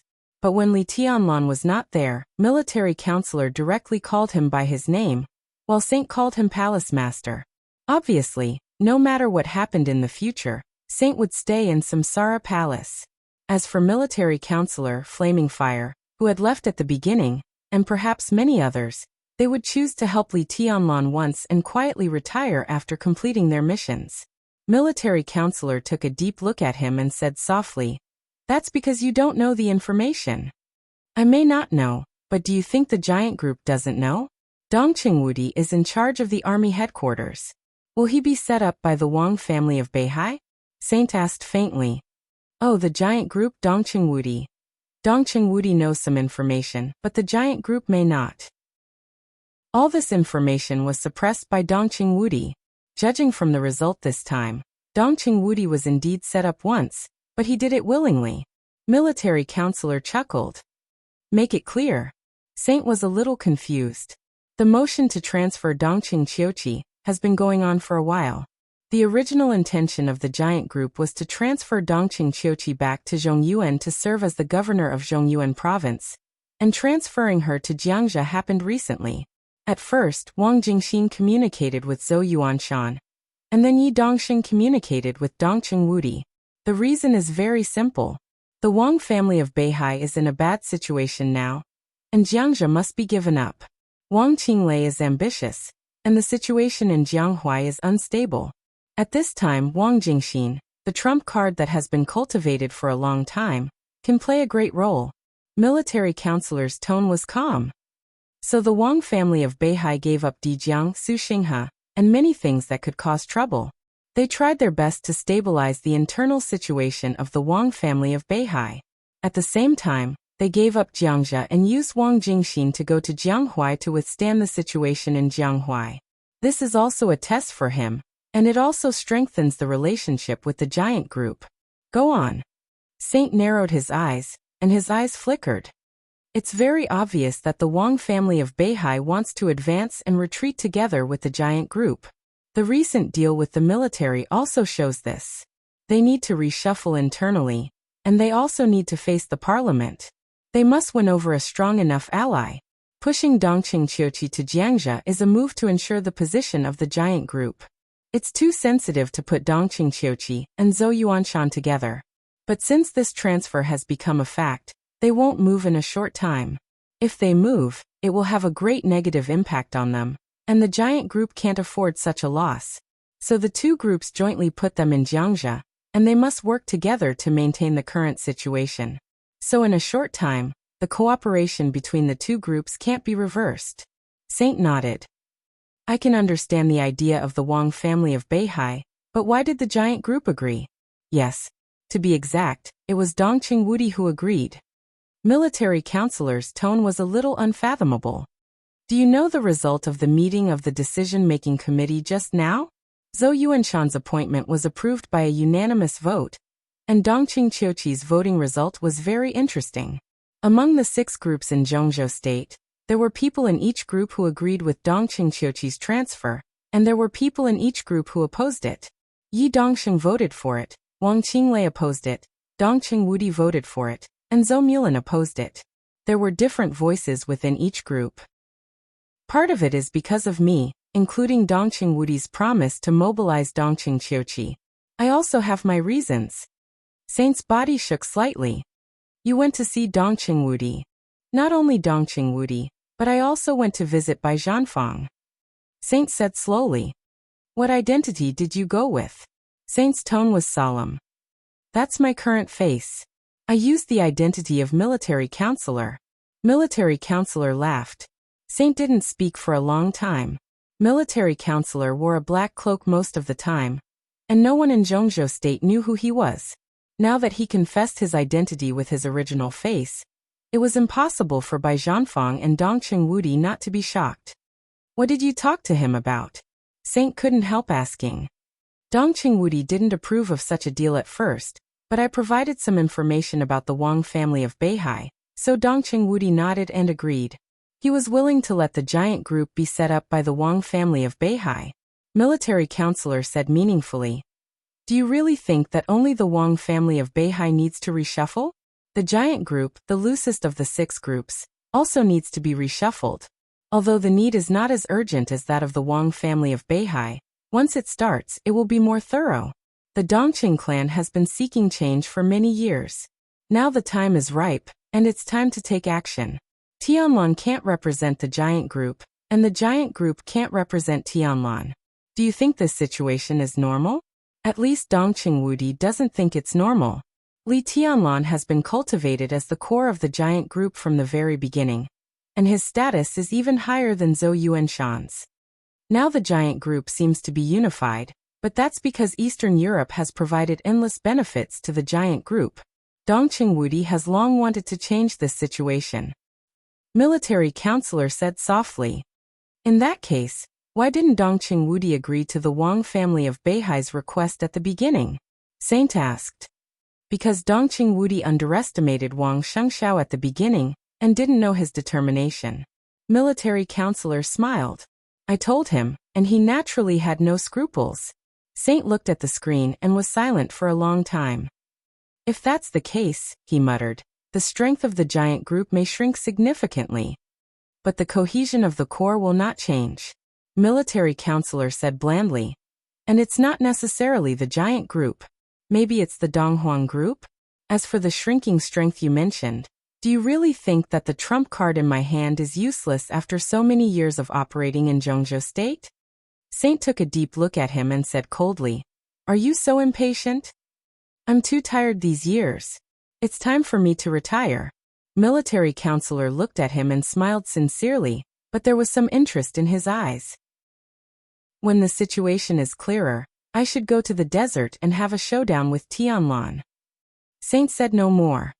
He silently hung up the phone and looked out of the window at the sky. Under the storm, an undercurrent that was enough to change the future pattern of Zhongzhou State had surged. Obviously, except for Dongqing Wudi, no one in Zhongzhou State seemed to be aware of this undercurrent. Chapter 755. At 4 o'clock in the afternoon. Kanglan City, Beihai. A luxury bus slowly drove into the No. 0 Air Force Base in Beihai Province. The No. 0 Air Force Base was the largest Air Force base of the Beihai Corps. It was built in Kanglan City, the center of Beihai. It could be said to be the most high-end Air Force in the entire Beihai. There were more than 200 fighter jets and hundreds of armed helicopters inside. In terms of technical content, most of them were at the world's first-class level. Some of the fighter jets jointly developed by Beihai, Zhongzhou State, and Europe were even at the world's top level. The entire No. 0 Air Force Base could be said to be the biggest trump card to ensure air supremacy in Beihai Province. The luxury bus slowly stopped in the center of the base. A middle-aged fat man who took the lead slowly got off the bus and glanced around the airport with majestic eyes. The sunshine in Beihai was just right. The afternoon sun shone on the planes in the base, shining with a gloomy luster. The roar of helicopter rotors and the roar of fighter jets rang from time to time. Fighter jets swooped down and heavily armed helicopters slowly took off. A large number of soldiers in the base were busy doing daily maintenance. A major general of the Beihai Corps stood in front of the bus and looked at the fat man in front of him. His eyes were cold and he said calmly, "Hello, Director Liu." The middle-aged fat man with a ruddy face snorted softly. He ignored the major general's outstretched palm and said with a fake smile, "Are you in charge of the Air Force of the Beihai Corps?" "I'm in charge of this No. 0 Air Force." The major general narrowed his eyes, withdrew his palm and said, "General Wang, you can't meet Director Liu because of a temporary matter. He asked me to apologize on his behalf." "Humph." The fat man's face darkened for a moment, and he said sarcastically, "General Wang is really arrogant." Not only him, but more than a dozen men and women behind him also looked unhappy. The major general twitched the corner of his mouth, clenched his fists, and didn't speak. Wang Yu was the deputy commander of the Beihai Corps and the commander of the Air Force. He was in charge of all the air forces of the Beihai Corps and had the rank of general. Usually he was like Director Liu, who dared to speak ill of Wang Yu behind his back, let alone in front of him. Did the Wang family of Beihai really have the guts to step on them now? The major general took a deep breath and looked at the unhappy faces in front of him. He gritted his teeth and said in a deep voice, "Director Liu, please." "I have nothing to say to you." With a straight face, the fatty said in a gloomy tone, "Can you represent the North Sea Air Force on some matters? I don't care what Wang Yu is busy with. Tell him to come see me immediately. I can't talk to you." The major general raised his head and looked straight at Fatty. Fatty raised his eyebrows. "What are you looking at?" "I'm here on behalf of the Central Continent. I'm here to patrol Section 0 and want to meet the chief commander of your Air Force." "Why? Is it too much?" "That's right. You're just a major general. Our director has written a lot of reports to communicate with Wang Yu. Can you make the decision on these matters?" The men and women behind Fatty were all talking at once. They came from the equipment department of Zhongzhou State's military and were the first inspection team sent by Zhongzhou State to patrol Beihai. Fatty was a director of the General Armament Department and had the rank of colonel. If it was in the past, he naturally wouldn't dare to be presumptuous when he came to Beihai. But now Beihai was in a precarious situation. As imperial envoys, who wouldn't want to step on them? This was a job where he could casually make some money. Fatty had been in Beihai for a few days and had visited 3 bases. He hadn't even expressed his stance, yet he had already made a 6-figure sum. Today he had made up his mind to meet Wang Yu and take a big cut, but in the end, the other party wasn't coming? Fatty was extremely dissatisfied. Did the North Sea Air Force really think that he couldn't deal with them? That's right. Master and General Wang Yu talked about important matters. Can you represent Wang Yu? Humph, Director, it seems that the Beihai Corps isn't very cooperative. If you want me to read our report, I have to think carefully. In my opinion, the maintenance of these fighter jets in the base is very poor. I suggest that we send all these fighter jets to Yuzhou and properly maintain them. A young woman in her 30s smiled and gave her suggestion in a low voice. After finishing the report, she served the director on the big bed with another female colleague who had just joined the work. This was the director's original words to them. At this time, she felt that it was a good way to add insult to injury. Fatty's expression became more and more dignified. He stared at the major general and said coldly, "I think so too. These fighter jets should be sent back to Yuzhou for proper maintenance." "Major General, are you sure that I want to write this in the report?" The Major General's face turned red. He gritted his teeth and said coldly, Director Liu, we strictly implement the maintenance of these fighter jets. You've only been here for a few minutes. You haven't investigated at all. Who said that we haven't investigated? We've already investigated, and all of our colleagues can testify. All of us will sign the director's investigation report. Our conclusions can stand up to scrutiny and have been carefully investigated. A young woman stepped forward and was almost plastered onto the fatty's body as she spoke in a menacing voice. The fatty was becoming more and more impatient. Is Wang Yu coming or not? Call him right now. You can't bear this kind of responsibility. The call hadn't been made yet. The phone was already ringing. The Major General picked up the phone and looked at it. His expression changed, and he reflexively straightened his back after picking up the call. Commander. The fatty's eyes lit up, and a sinister smile appeared on his oily face. Is this Wang Yu? Give me the phone, I'll talk to him. The Major General looked at him with a peculiar expression. Commander, are you sure? All right. He nodded and slowly exhaled before a sinister smile appeared on his face. I understand. What do you understand? I told you to give me the phone. I'll talk to Wang Yu. The fatty extended his chubby hand. Kacha.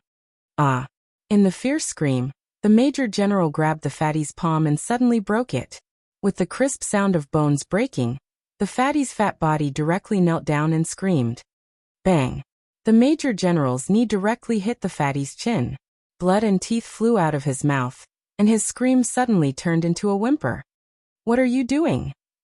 The young woman exclaimed at the same time, and subconsciously rushed forward. Slap, slap. In the crisp sound, the Major General's face became as cold as ice, and two slaps directly sent the two women flying to the side. The soldiers at the Air Force base next to them were about to move at once. In the neat footsteps, a large number of soldiers began to charge. The originally arrogant inspection team was all stunned. Looking at the Major General's epaulets and the soldiers rushing over, everyone's bodies were trembling slightly. At this time, the Major General's epaulets seemed to suddenly become extremely majestic in their eyes. General, what do you want to do? Listen carefully. The Major General took 2 steps forward, pulled up the fatty, who was sobbing in a cold sweat, and threw him to the soldiers. My name is Jiang Cheng, the commander of the No. 0 Air Force Base, the Major General of the Beihai Corps. If you can go back, write a report. Remember, my name is Jiang Cheng. His eyes swept over everyone in the inspection team, and he said coldly, tie them up and send them to Mount Dibing. The Patriarch wants to see them. Patriarch? Wang Shengxiao. Everyone's heart shook. Wang Yu didn't come. What did Wang Shengxiao want to see them for? Buzz. An ear-piercing alarm rang throughout the base without warning. Countless signal lights were shining in the base. The next moment, all the soldiers in the base moved. In the sight of the inspection team, all the fighter jets took off, and the roaring helicopters were densely packed. An indescribable iron-blooded and resolute aura emanated from Jiang Cheng's eyes. He looked at the inspection team in front of him, as if he were looking at a dead man. The fatty's face was pale, his legs trembled, and he directly peed his pants. He knew what the scene in front of him meant. This was a war alarm. A war alarm of the highest level. The moment the alarm sounded, it meant one thing. The entire No. 0 base, even the entire Beihai, would completely enter a state of war at this moment. General, please enter the command room immediately. General Wang Yu is waiting for you for a meeting. A soldier raised his hand to salute, and his voice was calm and solemn. Okay, I'll go right away. Jiang Cheng nodded, glanced at the horrified inspection team, and sneered, send them to Mount Dibing. The ferocious soldiers rushed over and bound their bodies before tossing them onto the plane one after another. Some of them fell in the wrong position, so they were kicked to the side. All of the members of the inspection team were trembling in silence. In that instant, everyone could sense the astonishing hostility emanating from the bodies of the North Sea Legion soldiers. It was like the most extreme outbreak after a long time of holding back. The fatty, whose palm was broken, was sweating all over his body. He didn't know if all this had anything to do with the inspection team, but he had a hunch that he might have made a mistake. A big mistake. The plane took off in his panic and flew to Shenzhou City. Through the window, the members of the inspection team looked at the land outside. Countless airplanes were taking off outside the window, and inside the base, countless soldiers were loading ammunition. The huge muzzles of the cannons were slowly rotating as they got into operation. Further away, from the Kanglan River to the North Sea, warships were gathering one after another. A huge object was faintly discernible in the sea, turning into a blurry silhouette. Countless B-Stinger fighters, which were smaller than normal fighters but faster, roared in the air and finally landed on the behemoth in the sea. That was the aircraft carrier of Beihai. The code name was City on Sea. Autumn Water, Floating Island, Queen City, Port of Tongtian. Everyone was moving. More than 200,000 troops of the Beihai Corps were completely surging at this moment. All kinds of troops, including the sea, land, and air, were constantly gathering. The fatty was obviously not the first, and there was no special enemy. 15 inspection teams were arrested almost at the same time. Then they got on the plane and flew to Mount Dibbing. Some unfinished reports were also gathered at Mount Dibbing. The fatty's report was not the most intense. In his report, he said that the maintenance of the Wang family of Beihai's Air Force was extremely perfunctory. He suggested that Zhongzhou State transfer back all the fighters of the Wang family of Beihai for maintenance. Of course, there was no need to return to Beihai after the maintenance. But there was more than one report that was even more outrageous. Some inspection teams thought that the senior management of the Beihai Corps had committed serious malfeasance. Some inspection teams thought that many enterprises of the Wang family of Beihai were destroying the interests of Zhongzhou State. Similarly, some inspection teams thought that the Beihai provincial government had been seriously overstaffed over the years. More than a dozen reports and more than a dozen suggestions, none of which was good. It was suggested to transfer back the fighters, withdraw the warships, cancel the cooperation with Beihai, and investigate the senior officials of the Beihai provincial government. At the same time, there was a proposal that directly asked Beihai to report all the nuclear warheads stored in Beihai province, and the base should be supervised by Zhongzhou State. It required Beihai to hand over the launch codes of the nuclear warheads and the permission of the Wang family of Beihai to use them. If this series of suggestions was really adopted, the entire Wang family of Beihai would completely lose control of Beihai province. In all aspects, the strength of the Wang family of Beihai would be seriously reduced, and it would become a first-line wealthy family in Zhongzhou State from the strongest wealthy family in the dark world. Wang Shengxiao's silence seemed to make everyone misunderstand something. Therefore, the inspection teams completely looked down on the Wang family of Beihai, and their reports became more and more radical. At 6 o'clock in the afternoon, the night shrouded Mount Dibbing. Countless inspection teams were pushed to the top of Mount Dibbing. They walked up the steps leading to the stage of Formidable Person, and looked at the figure standing beside the stone of Formidable Person. Wang Shengxiao turned his back to them and looked at Beihai in front of him. The waves were surging, and the huge waves slapped on Mount Dibbing, roaring incessantly. Wang Shengxiao, do you know what you are doing? Do you want to commit treason? I'm warning you, let us go immediately, and Beihai must hand over. An engineer of the inspection team who enjoyed the treatment of deputy governor said loudly. But before his voice died away, a sword light suddenly lit up in the darkness. The sword light kept splitting, and the dense sword energy enveloped the engineer's body. The incomparably shrill scream suddenly rang out. Blood was constantly splashing. Every piece of flesh and blood on the engineer's body was completely smashed by the sword light. And then the bones. The scream that made everyone's scalp numb lasted for 5 or 6 minutes before it completely disappeared. The engineer also disappeared, leaving only a pool of flesh and blood on the ground. Everyone was stunned. Countless people trembled and looked at the direction where the engineer disappeared, their faces pale. He really dared to kill people. How dare he kill people? How dare he kill the inspection team of Zhongzhou State? Wang Shengxiao slowly turned around. The military satellite of Beihai shrouded Mount Dibbing. At the same time, all the signals of the channels of Beihai province and the news channels of each city of Beihai were taken over by Mount Dibbing. The same picture appeared on the TV of every household in Beihai and on the internet. It was the desolate Mount Dibbing in the night, the sound of the vast waves of Beihai slapping on the stage of Formidable Person, and Wang Shengxiao's calm and gentle face under the lights. At this moment, countless ordinary people of Beihai were looking at the new ruler of Beihai, their patriarch. I don't understand, Wang Shengxiao said slowly. He said with a slight smile in his voice, faint and calm. I don't understand why the Wang family of Beihai is so targeted. For many years, the Wang family of Beihai may have done a lot of wrong things, but in the face of the entire Zhongzhou state, we have a clear conscience. When you were aggressive, we were willing to bow our heads. But why were you unwilling to let us go? You Lu Tan, director of the General Assembly Department, in the few days since you came to Beihai, we have given you more than 600,000 yuan. Please let us go.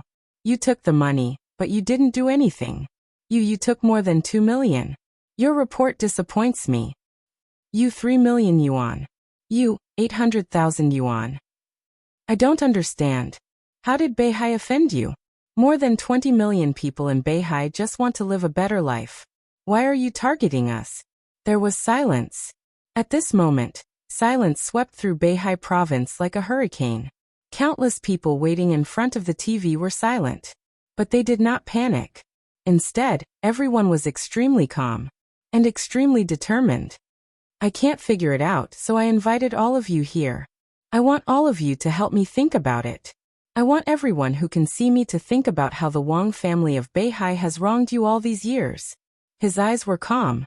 He reached out and patted the stone of formidable person beside him.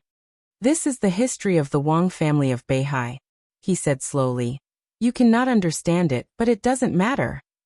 Today, I will tell you bit by bit. Chapter 756. Beihai was surging. In the loud sound of the tide, lights lit up on Mount Dibing. Countless dazzling lights gathered on the top of the mountain. The members of the inspection team were exposed to the lights, and the countless people of Beihai, men and women old and young. The members of the inspection team, who patrolled all areas of Beihai a few days ago, looked reserved and dignified, and felt that they were invincible in Beihai, were all pale and frightened. The uneasy feeling of danger was like the undulating tide under the stage of formidable person, surging and surging. Everyone began to tremble slightly. Wang Shengxiao stroked the stone of formidable person beside him. His eyes were so affectionate and firm. He was the patriarch of the Wang family of Beihai. Before he became the patriarch, he had been here countless times. At that time, his invincible father stood in front of him. Standing here, he seemed to have completely suppressed the entire Beihai and overshadowed the glory of the stone of formidable person. But now he was the patriarch. His parents were not here. He was the only one on the stage of formidable person. Countless lights shone on the stage of formidable person, on the inspection team, and on Wang Shengxiao. His face looked extremely pale under the light, but the hard lines on his face exuded unparalleled strength. In the light, he closed his eyes. The sound of the tide was endless. For the first time, he faced the stone of formidable person, which was carved with hundreds of years of history of the Wang family of Beihai, alone. He faced tens of millions of people of the Wang family of Beihai. It was not until this moment that he vaguely felt Wang Tianzong's original state of mind. At this moment, the entire Beihai province seemed to become quiet. However, an extremely crazy power was brewing in the seemingly peaceful situation. Chen Qianchong of the Chen clan, former chief of staff of the army of Beihai Corps, lieutenant general, graduated from the Beihai Military Academy. 15 years ago, he died on the border of Zhongzhou State in a joint operation between the Beihai Corps and the Border Control Corps. In that dispute, he formulated a strategy to withdraw more than 2,000 people of Zhongzhou State, who were in danger in Annan State. In that battle, he finally retreated. When he died, he was less than 20 meters away from the boundary monument of Zhongzhou State. Wang Shengxiao's palm casually swept across a name under the stone of formidable person. Beihai has never thought of separating from Zhongzhou State. But now I want to say that he is a soldier of Beihai.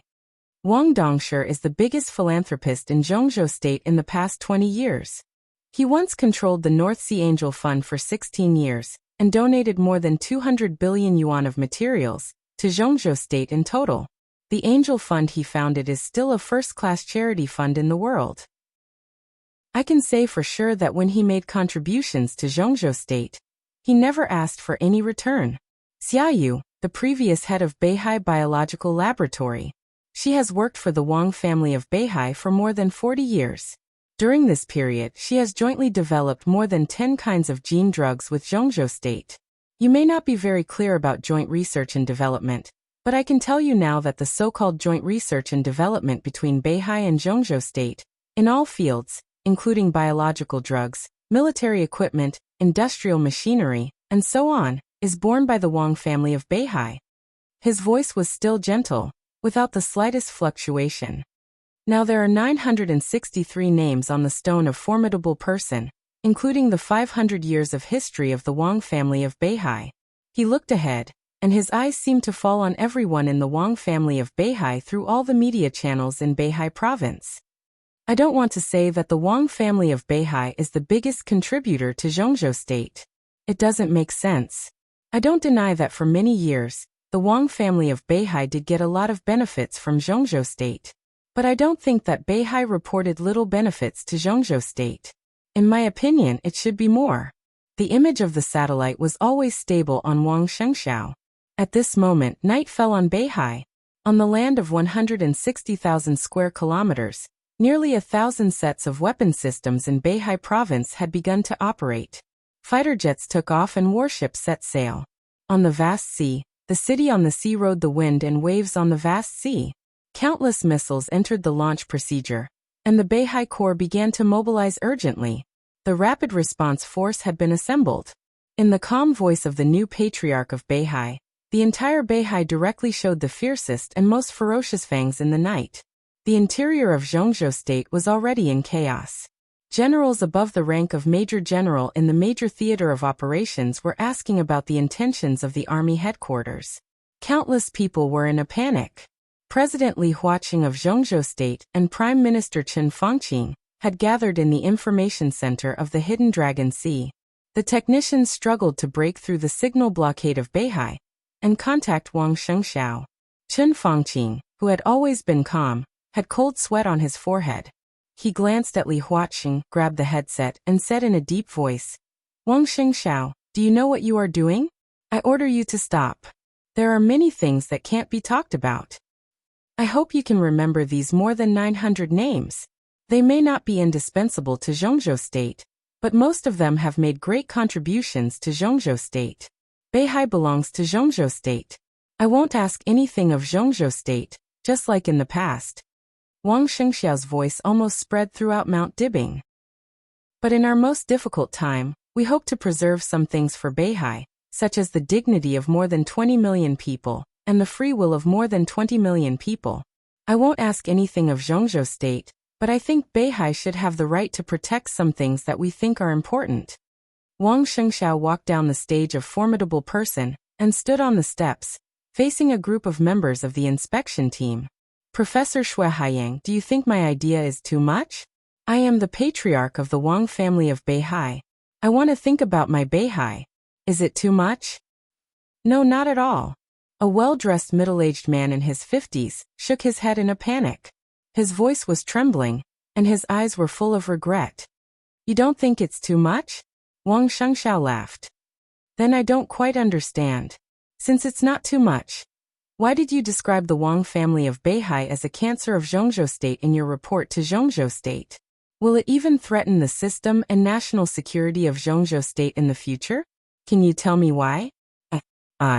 That's a misunderstanding." The professor's body kept trembling, and he almost knelt down. "These days, you have received nearly 4 million in cash from Beihai, as well as some other jewels and real gold and silver. Why did you only get the evaluation of cancer? What did Beihai do wrong? You said we were cancer. Why?" Wang Shengxiao tilted his head and said with a poker face, "So, doesn't your conscience hurt?" Puff. Blood suddenly splashed out from the middle-aged man's chest. There was no saber light or sword shadow. Wang Shengxiao put one palm directly into the professor's chest. The members of the inspection team nearby all trembled with fear, and many of them screamed. Why? Why? Why? Tell me."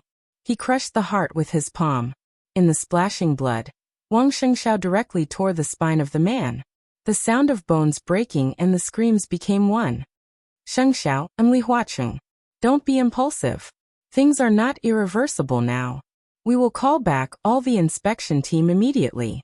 We want to talk to you. Li Huaqing's voice rang in the headset. Wang Shengxiao raised his head and glanced at the sky. His face appeared on the screen of Yuzhou. There was no expression. The enchantress handed him a white handkerchief. Wang Shengxiao took it, wiped the blood on his palm, and threw the handkerchief on the professor's body. He walked back to Zhuanyuantai and looked at the inspection team below the stage. In the past hundreds of years, Beihai may have done a lot of wrong things, but I can say that we have a clear conscience about Zhongzhou State. So why? When Zhongzhou State needed us, we never gave in. Why do you think this place is a cancer of Zhongzhou State? Because of the Beihai Corps? Because of our military strength? Because we are too strong? So when we are at our weakest, Zhongzhou State wants to rob us of everything, including dignity, freedom, and even the foundation of our survival. His voice was getting louder and louder. If that's the case, then what is Zhongzhou State that we have served for hundreds of years? No one spoke. Everyone was looking at Wang Shengxiao. Even Li Huaqing and Chen Fangqing were silent. At this moment, in front of countless TVs in Beihai Province, the picture suddenly changed. Wang Shengxiao's figure disappeared. Two videos appeared on the TVs. They were both from Mount Dibing. But they were different from Mount Dibing.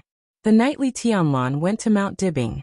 The fire was fierce and the sword energy was soaring.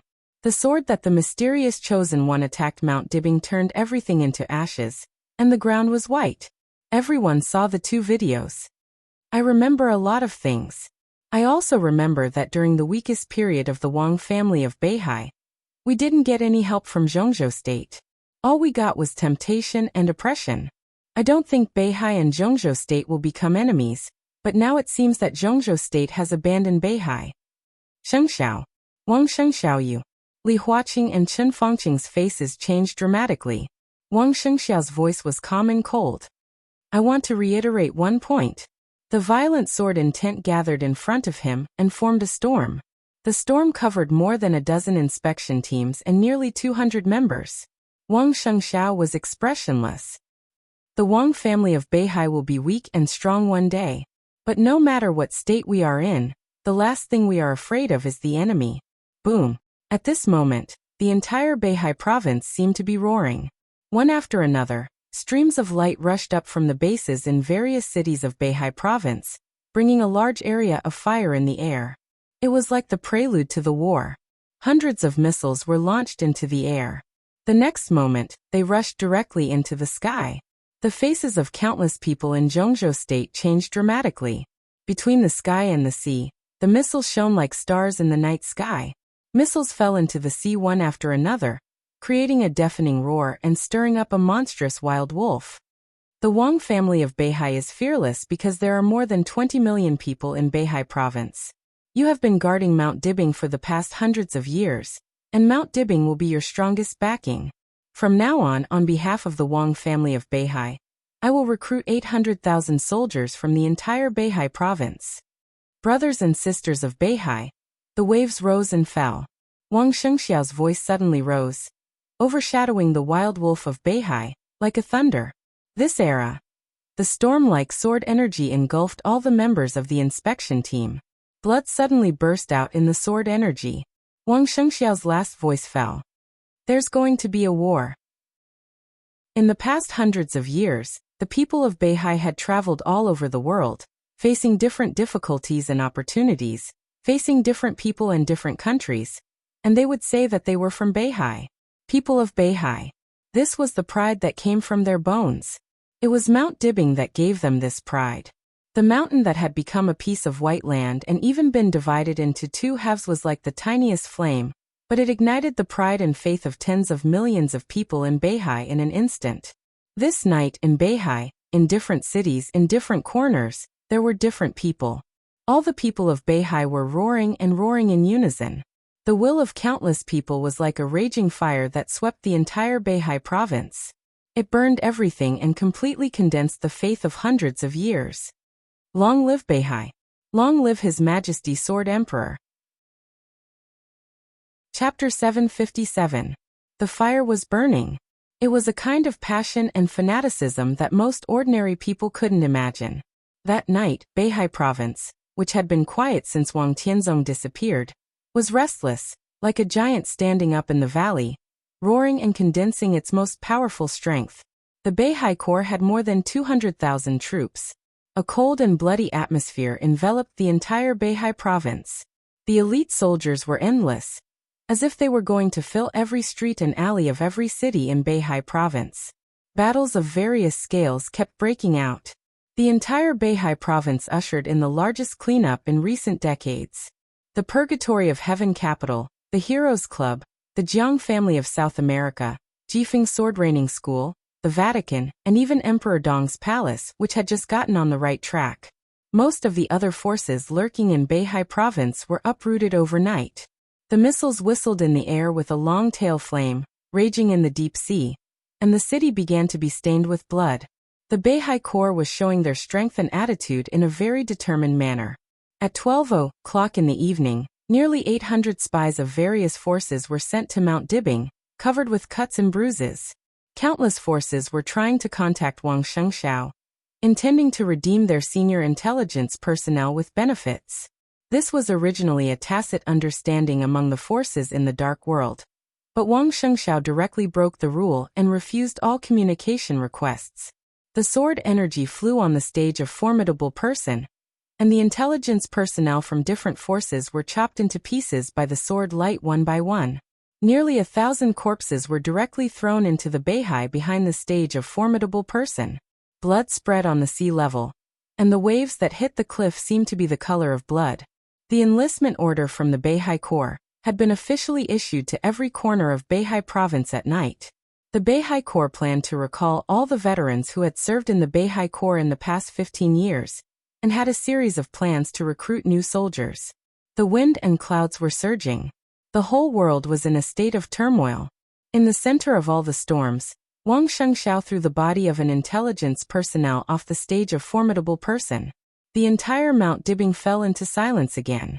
He sat quietly on the stage of formidable person, covered in blood, but his aura was getting quieter and quieter. The soldiers of the Beihai Corps on the stage of formidable person retreated one by one. Then the internal defense force. In the end, even the experts like the enchantress retreated. Wang Shengxiao didn't move. He just looked at the turbulent sea in the distance. One missile after another exploded into flames in the distance, like bright fireworks. The night gradually deepened. On the surface of the sea below the stage of formidable person, the smell of blood slowly dissipated. Facing the cold sea breeze, Wang Shengxiao sat on the stage of formidable person for a whole night. When the darkness gradually dispersed, he slowly stood up. Looking at the hazy dawn, he silently turned around and left the stage of formidable person. A squadron of fighter planes flew over Mount Dibing at a low altitude and entered Beihai. The roar of the engine created a wave of sound. Wang Shengxiao looked up at the fighter plane that was gradually disappearing and pursed his lips tightly. It seemed that it was not until this moment that he really realized that after giving up the process of wrangling and compromising, no matter how glorious the Wang family of Beihai was before, no matter how powerful it was now, under his decision, the current Wang family of Beihai, he no longer had any trump cards. He took a deep breath, turned around, and walked down Mount Dibing. This era. We're going to war. The loud and clear voice echoed in the somewhat dark office. In the long silence, a hand reached over and slowly closed the laptop. The office was filled with smoke. He pushed the window open, and the fresh air blew in with a chill. Outside the window was a vast expanse of silver. The dancing snowflakes occupied the sky of Fanio City. What do you think? In the low voice, Wang Qinglei was also smoking on the big screen. Smart approach, stupid behavior. Wang Xiaoyao turned around and looked at Wang Qinglei. He shook his head and said, "It's not easy." Wang Qinglei put out the cigarette butt and couldn't help but light another one. He said gloomily, "The little guy put himself in the position of the victim, which means that he won the hearts of the people. He did a good job after he went back. During this time, Beihai has been really depressed. He expelled Dijiang, captured Su Xinghe, and decisively cleaned up all the exposed weaknesses of the Wang family of Beihai. Then he started to fight back. Now Beihai's morale is high. You shouldn't have let him go back to Zhongzhou state. I'll detain him. In less than 3 days, sister-in-law will come here to ask me for him. Wang Xiaoyao said flatly. I'm no match for her now. What should we do now? Wang Qinglei took a deep breath and suppressed his agitated mood. At this time, being so aggressive will probably put us in a passive position. He was talking about us. The so-called us referred to him and Wang Xiaoyao. What did the parliament say? Wang Xiaoyao suddenly asked. There should be a meeting soon, right? I haven't received any notice yet. Probably tomorrow. Right now, the president is in the army headquarters building and has gathered all the officers above lieutenant general to study the situation. Wang Qinglei shook his head. At this time, the 9 directors of Zhongzhou state should have communicated with each other. In the face of a possible war, the attitude of the entire military was more important than that of ordinary members of parliament, especially in such a sensitive situation. Study the situation? Wang Xiaoyao sneered. What else is there to study? It's obvious that they want to fight to the death. Being cornered, he can put himself in a desperate situation. Does Zhongzhou state dare to do that? It's not a question of whether they dare or not. Wang Qinglei frowned and gave a wry smile. Whether to go to war or not, of course, it was not a question of whether they dared or not. It was not even a question of whether they could or were willing to. For Zhongzhou state, there was never an option to go to war in this game. Political games were not about fighting. In other words, it was an art, the art of balance and compromise. Zhongzhou state just wanted to take the leadership of the Wang family of Beihai, and that was the most important thing. It didn't mean that if you dared to fight with me, I would dare to kill you. If you had this kind of idea, you would not be able to get to the top. The top always pursued balance. This was the basic principle. In this principle, they would strive for the greatest benefits. Even if the war broke out, and the whole Beihai was destroyed, so what? It was meaningless. If Beihai was destroyed, Zhongzhou state would get nothing. If it couldn't win, there would be endless troubles. If it won, it would also be a scene of chicken feathers. This option was impossible. So when Wang Shengxiao made it clear that he would fight to the death, Zhongzhou state would definitely take the initiative to take a step back to reach a new balance. This was Wang Shengxiao's cleverness. And his so-called stupidity was because this step was too tough. Zhongzhou state would choose to compromise, but it was impossible to give up Beihai. As the strongest overlord in the world, Zhongzhou state could not accept threats. At present, Wang Shengxiao's step could make Zhongzhou state retreat, but after the strong move, Beihai was destined to pay more for it. Wang Xiaorao glanced at Wang Qinglei. If he guessed correctly, in order to reach a balance that satisfied all parties, the scale of the Southeast group would probably shrink. In order to stabilize the situation, it would probably directly harm Wang Qinglei's interests. But in Wang Xiaoyao's view, no matter what, it would damage the overall strength of the Wang family of Beihai. Was it stupid to do so? Wang Xiaorao had a headache. In his view, Wang Shengxiao was still too young.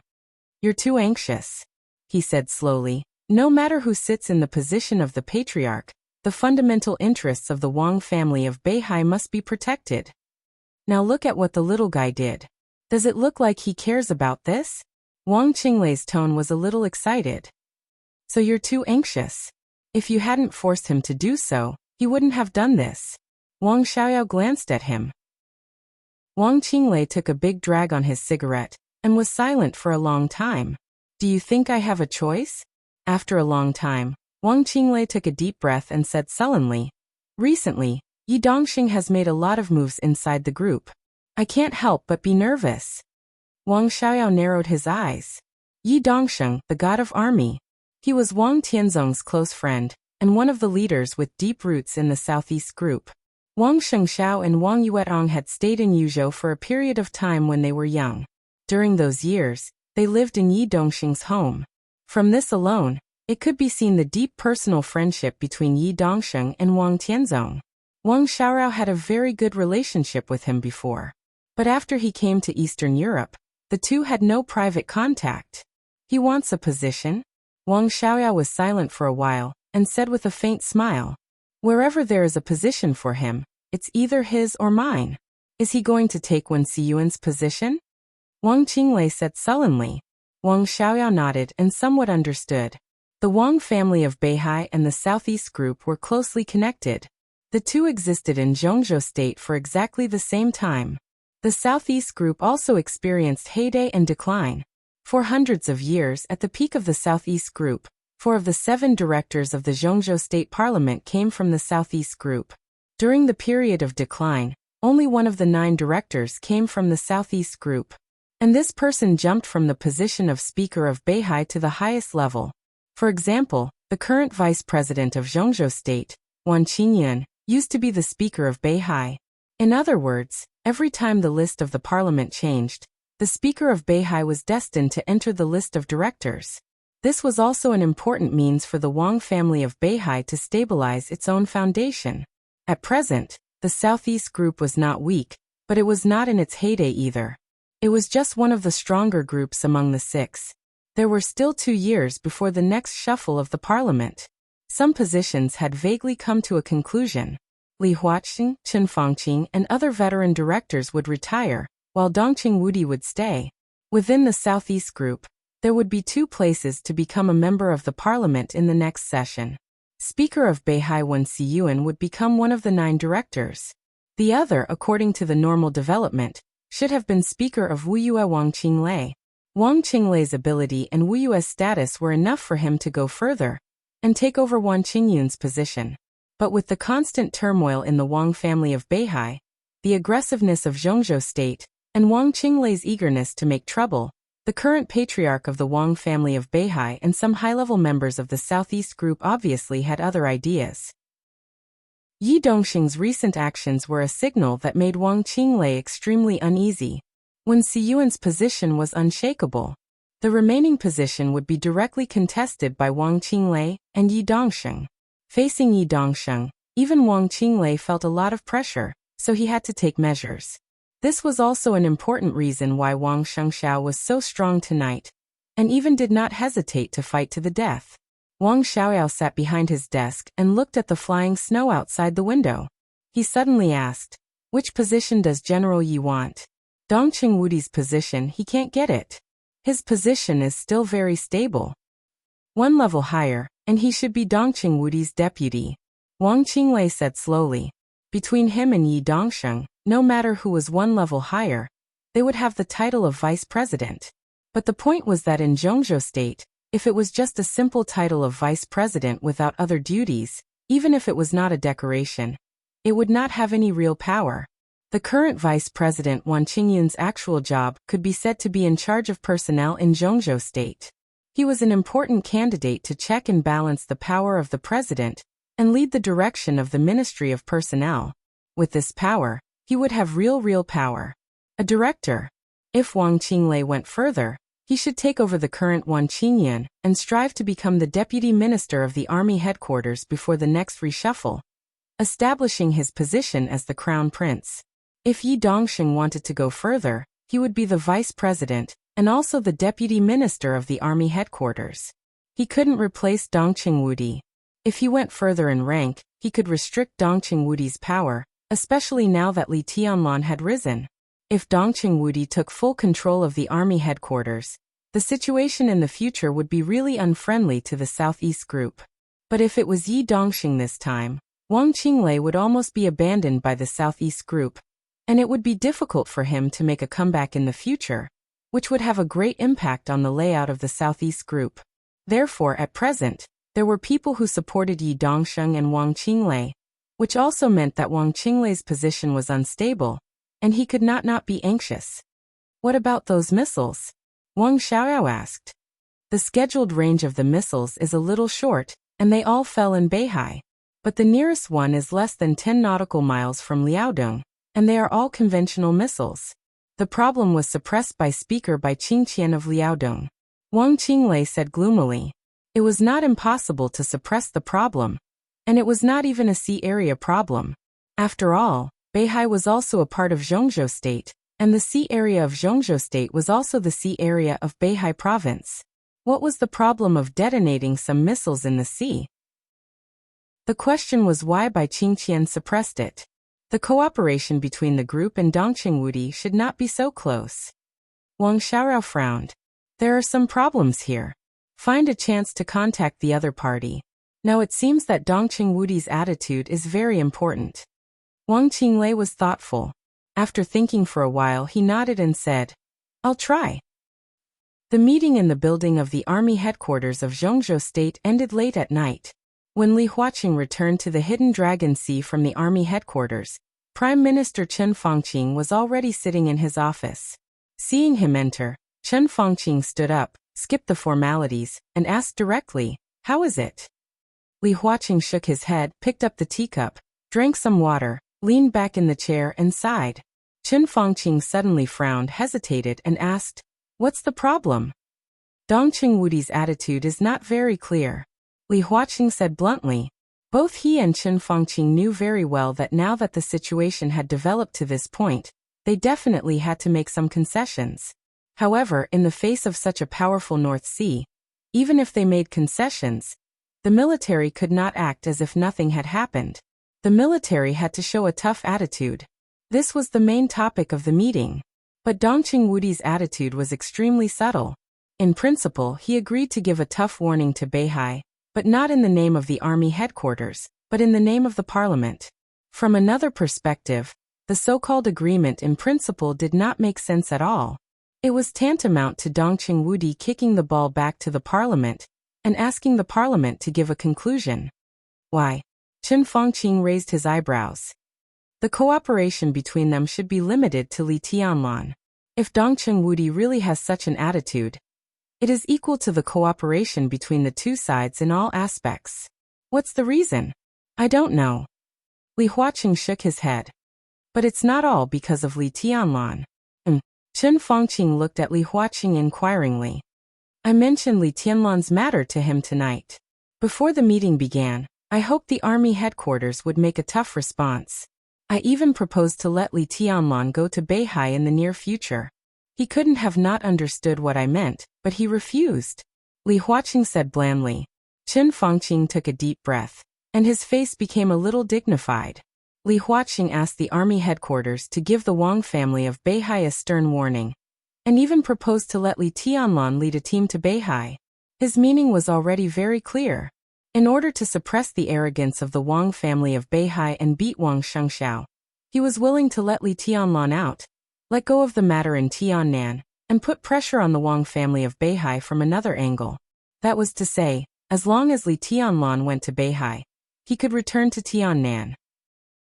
Such a condition had been given, but Dongqing Wudi refused. He would rather let Li Tianlan stay in the desert prison for a while, and help the Wang family of Beihai. Why did he do that? At this time, the two of them looked at each other and were a little confused. The toughness of the Wang family of Beihai at this time could be said to have violated a big taboo. Wang Shengxiao forced the council to take a step back. After that, Beihai was bound to give a huge concession. Dongqing Wudi helped Beihai, but it was impossible to be tough to the end. There must also be a compromise. This kind of compromise might be a few very valuable positions in the giant group, or even more benefits. His helping here was tantamount to harming the interests of the giant group. And the missile launch from Beihai is very close to Liaodong, but the Liaodong provincial government has not reported this situation so far. It seems that it has been suppressed. Li Huaqing said softly. Chen Fangqing took a deep look at Li Huaqing. Liaodong. It was the place where Li Huaqing used to work, and it was once regarded as the back garden of the academics. Bai Qingqian had been the speaker of Liaodong for less than one term, but she had already controlled the situation in Liaodong, and what she did represented not only Dongqing Wudi. Although she was Dongqing Wudi's wife, she was also Bai Zhanfang's daughter. That was to say, Bai Qingqian and the Bai family also agreed to support the Wang family of Beihai, and let Li Tianlan stay in the desert for a while, even at the expense of a part of the interests of the giant group. Chen Fangqing took a deep breath and lit a cigarette. The white smoke rose and lingered like a fog. All the situation became confusing in the fog. He shook his head and whispered, Dongqing Wudi. What is he thinking? Chapter 758. It was September 23rd. Li Tianlan had been in the desert prison for a year. Compared with the turbulence of the outside world, the desert prison had completely calmed down. The topic of Li Tianlan and Emperor Dong's palace inside Zhongzhou State had gradually decreased. The task force that had been investigating Qi Mulin's treason had also ceased to exist.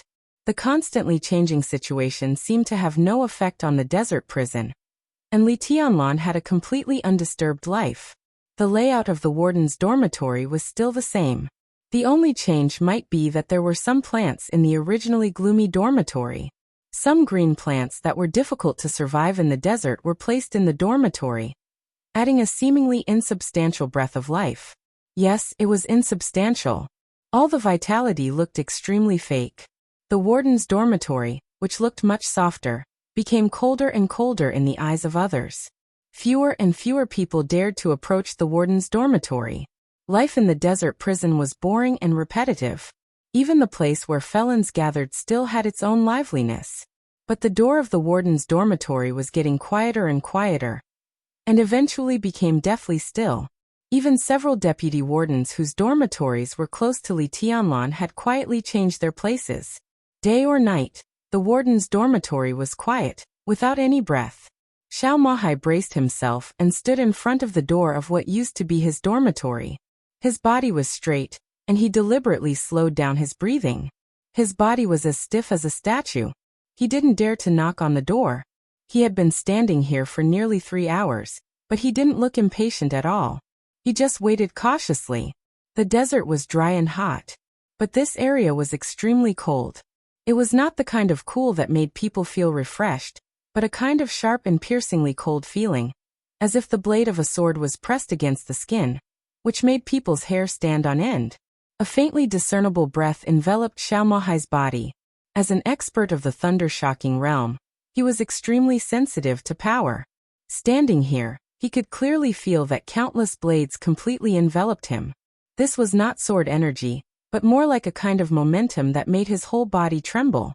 This momentum was constantly spreading with the warden's dormitory as the center, gradually covering the entire prison in a slow, but incomparably determined manner. The warden's dormitory was extremely luxurious. It had its own bathroom, and one could also bathe in the sun. Therefore, Li Tianlan had been staying in the dormitory for 6 months and had never left it. He cleared out the TV, telephone, computer, and all the communication and entertainment facilities in the dormitory. He didn't want to receive any information from the outside world. He just asked Xiao Mahai for a lot of pen and paper. At first, Xiao Mahai was curious about what Li Tianlan was doing in the dormitory. He also had a channel to get information. Xiao Mahai did bring his daughter and sister to the desert prison. His daughter, Xiaoqing, was 21 years old this year. She was still young but not ignorant. She was a top student at Renmin University of Zhongzhou State. She was clean and pretty. Under her father's instruction, she suspended her studies from school and came to the desert prison to become the young highness's little maid. His younger sister, Xiaoshui, was a 30-year-old young woman with charming charm. She had just gotten married and had no children. Her moral integrity was obviously not important to Xiao Mahai anymore. He put his sister and daughter together with Li Tianlan. His meaning was obvious. He hoped that Li Tianlan could choose one that suited his taste. If he was not picky, he could try all of them. Xiao Mahai thought that although they were not devastatingly beautiful, they were stunning enough to relieve the boring life in the desert to a certain extent. However, from beginning to end, Li Tianlan never touched them. He didn't even show any interest in them. But he didn't drive them away. Instead, he let them stay. Therefore, Xiao Mahai had the conditions to observe Li Tianlan's daily life. In the beginning, Li Tianlan would politely invite them to have dinner together. Xiao Mahai would carefully record some of his favorite dishes, such as the time to get up, the temperature of the water he was used to bathe, the strength of the massage, and other trivial things. Xiao Mahai regarded them as the most important things and carefully wrote them down in the notebook. After memorizing them, he would destroy the notebook. However, these things seemed to be less and less useful now. According to his daughter, Xiaoqing, Li Tianlan spent most of his time in the room practicing calligraphy at first. The air in the dormitory seemed to become colder and colder at that time. After using the brush and ink sent by Xiao Mahai, Li Tianlan did not ask for more. Instead, he was in a daze. Most of the time, he sat on the bed or stood in front of the window. He could stand there for a whole day.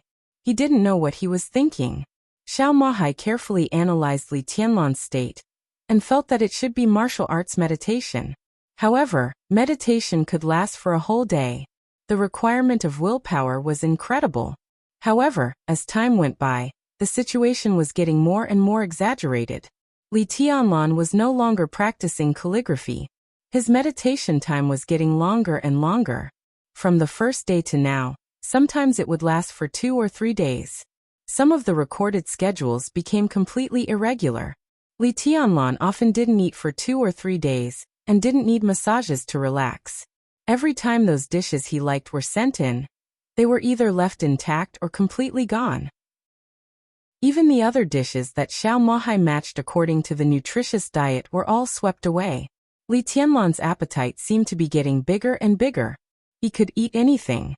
Now the amount of food he needed for one meal was almost equivalent to the total amount of food for more than 10 adults. Xiao Mahai occasionally came to deliver food to Li Tianlan in person. He was lucky enough to see Li Tianlan several times. With an increasing appetite, he could clearly feel that Li Tianlan's body was getting thinner and thinner. His spirit seemed to be stretched to the limit, and he became more and more haggard. But at the same time, every time he saw Li Tianlan, Xiao Mahai could clearly feel that his sword energy was getting colder and colder. Li Tianlan's strength seemed to be growing, and he felt more and more dangerous. The last time he saw Li Tianlan, he didn't even dare to look directly into Li Tianlan's eyes when he saw Li Tianlan's seemingly fragile body. The feeling of danger continued to accumulate and eventually turned into the most thorough fear. Xiao Mahai even didn't dare to face Li Tianlan. Documents from Zhongzhou State and Xianyuan City were sent to Xiao Mahai's computer almost every once in a while. The general trend of Zhongzhou State was surging. Xianyuan City was developing quietly and steadily. Xiao Mahai firmly remembered Li Tianlan's instructions. If there was nothing that needed to disturb him, he would suppress it all and not report to Li Tianlan. But this time, the situation was obviously different.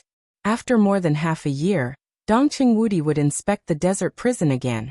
And there was another person with him. A special person who didn't belong to the system of Zhongzhou State. And no one even knew his specific identity.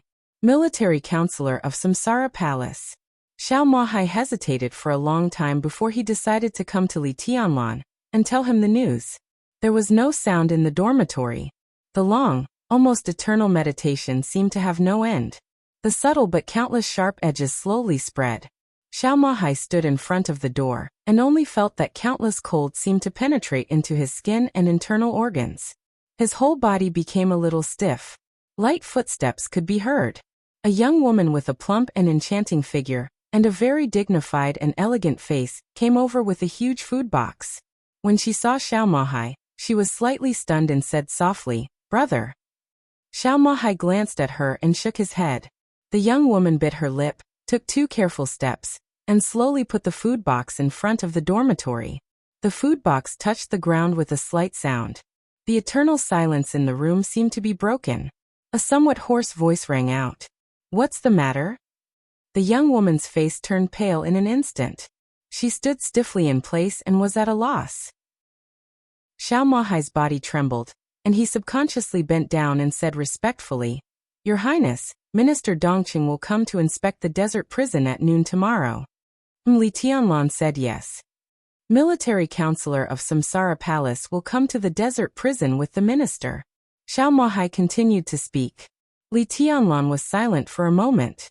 Military counselor. Obviously, Dongqing Wudi came here this time because military counselor had something to ask him. After the destruction of Samsara Palace, Saint had the closest contact with him. What was military counselor going to do here? And why didn't Saint inform him? Creak. The closed door of the dormitory was opened.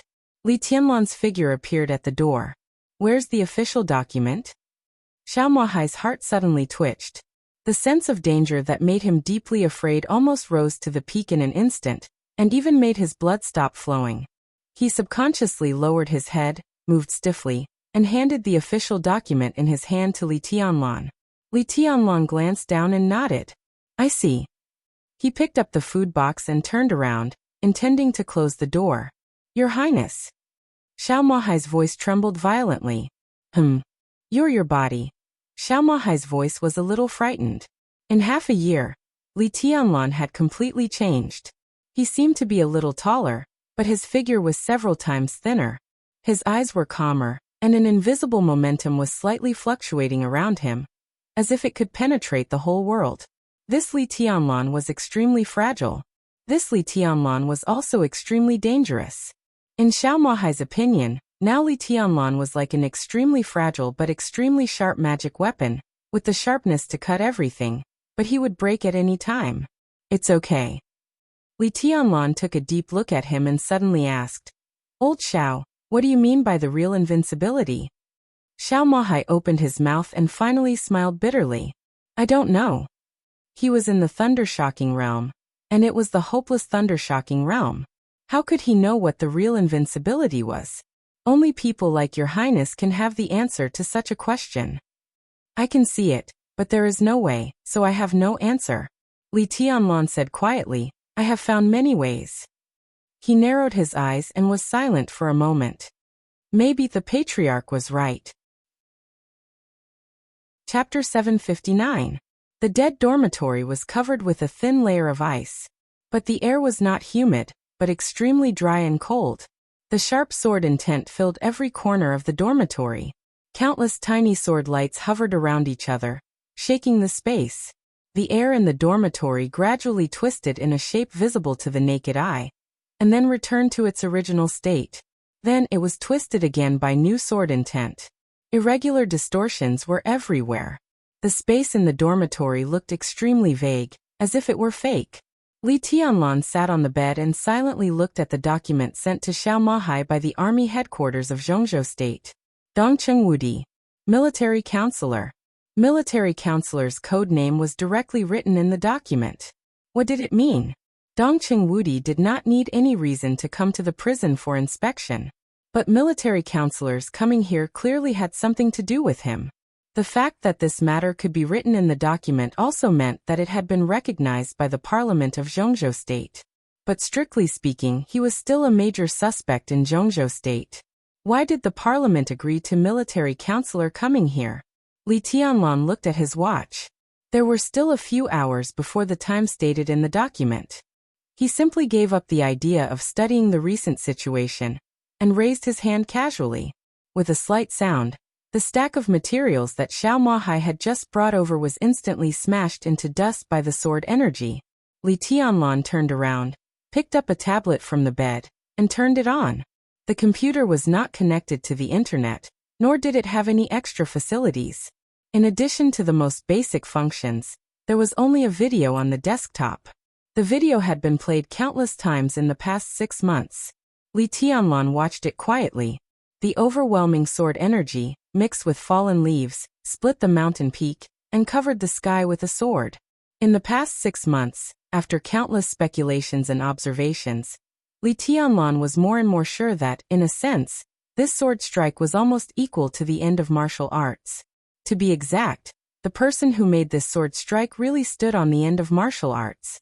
In the past 6 months, he had observed this sword strike countless times. Now Li Tianlong could roughly guess the power of this sword strike. If it was made with all its strength, that would be truly earth-shattering. Even if Li Tianlong reached the ultimate peak, his achievement would be no more than this. So when the whole dark world was curious about who he was, Li Tianlong only thought about how he did it. It had been more than half a year. The other party was like a passerby in this world. After destroying Mount Dibbing with a sword, there was no news. The private plane was still parked at Beihai Airport. No country or force in the world had found any clue related to the other party. No one knew who he was. But now Li Tianlong could vaguely guess how the other party had done it. His guess might not be correct, but in his opinion, this should be the path closest to the truth.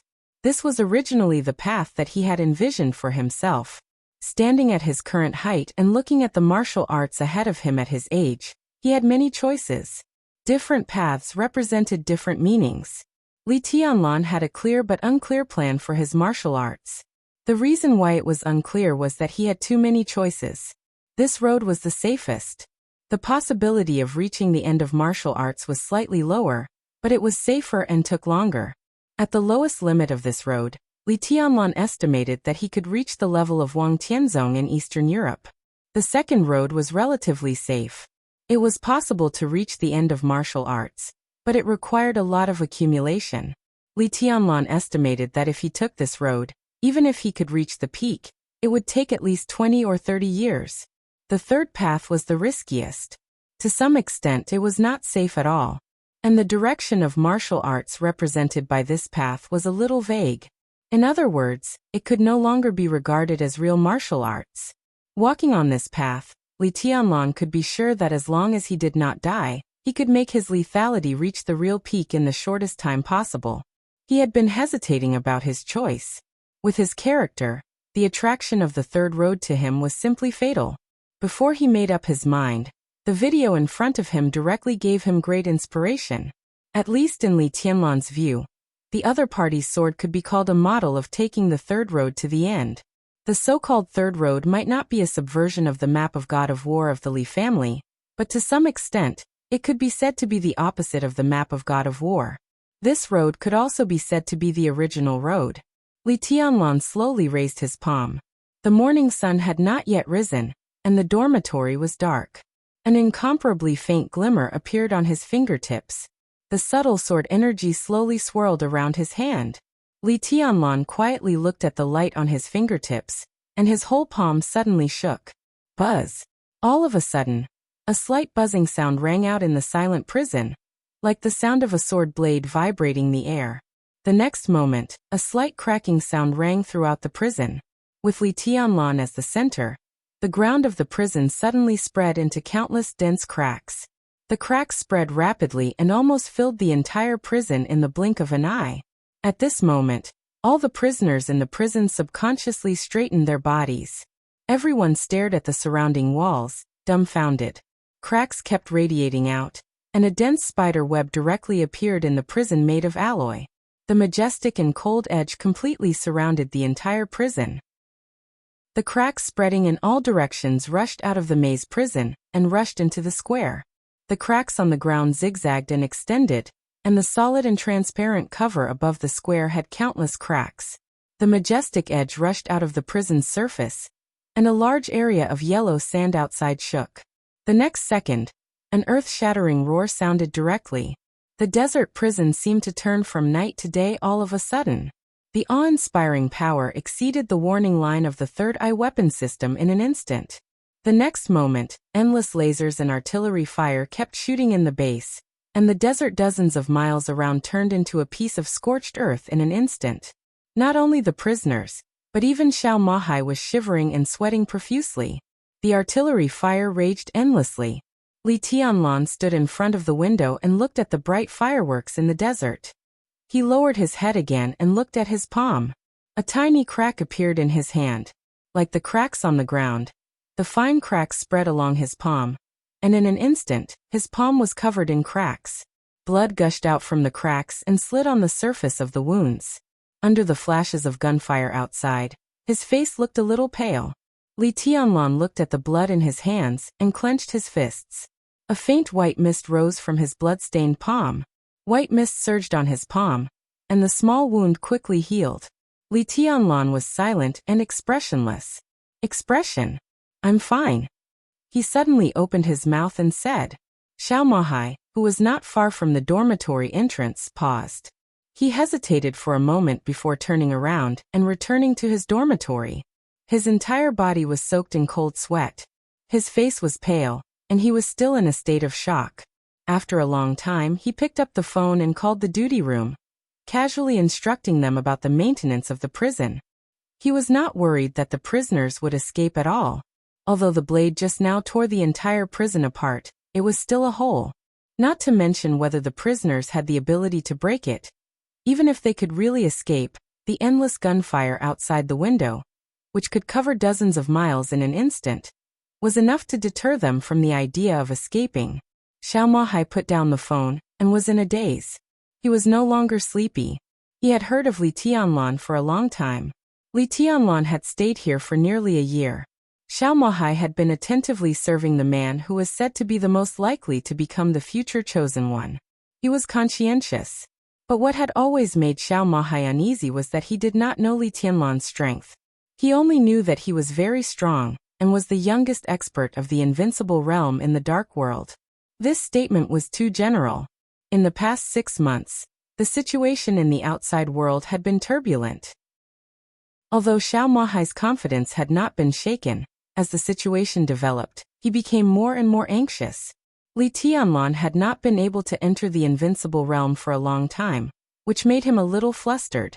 But at this moment, looking at the dense cobweb-like cracks on the surrounding walls, looking at the lasers and gunfire that crisscrossed the world outside the desert, his heart finally calmed down completely.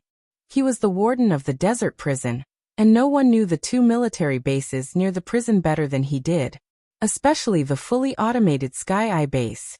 As a fully automated military base, the warden also had the most basic control authority.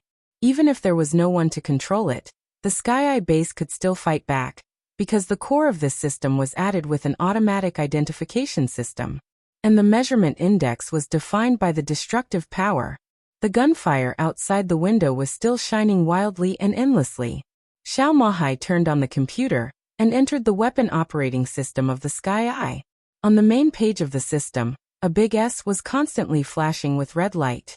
There were only 2 situations in which the system would automatically enter the state of fire. The first was when the prison encountered great destruction. The so-called great destruction was called X level in the system. The other situation was when the prison suffered great destruction. The code name of great destruction in the system was S level. The so-called destructive power was not limited to manpower, but a series of indicators such as blasting and bombing could be calculated in it.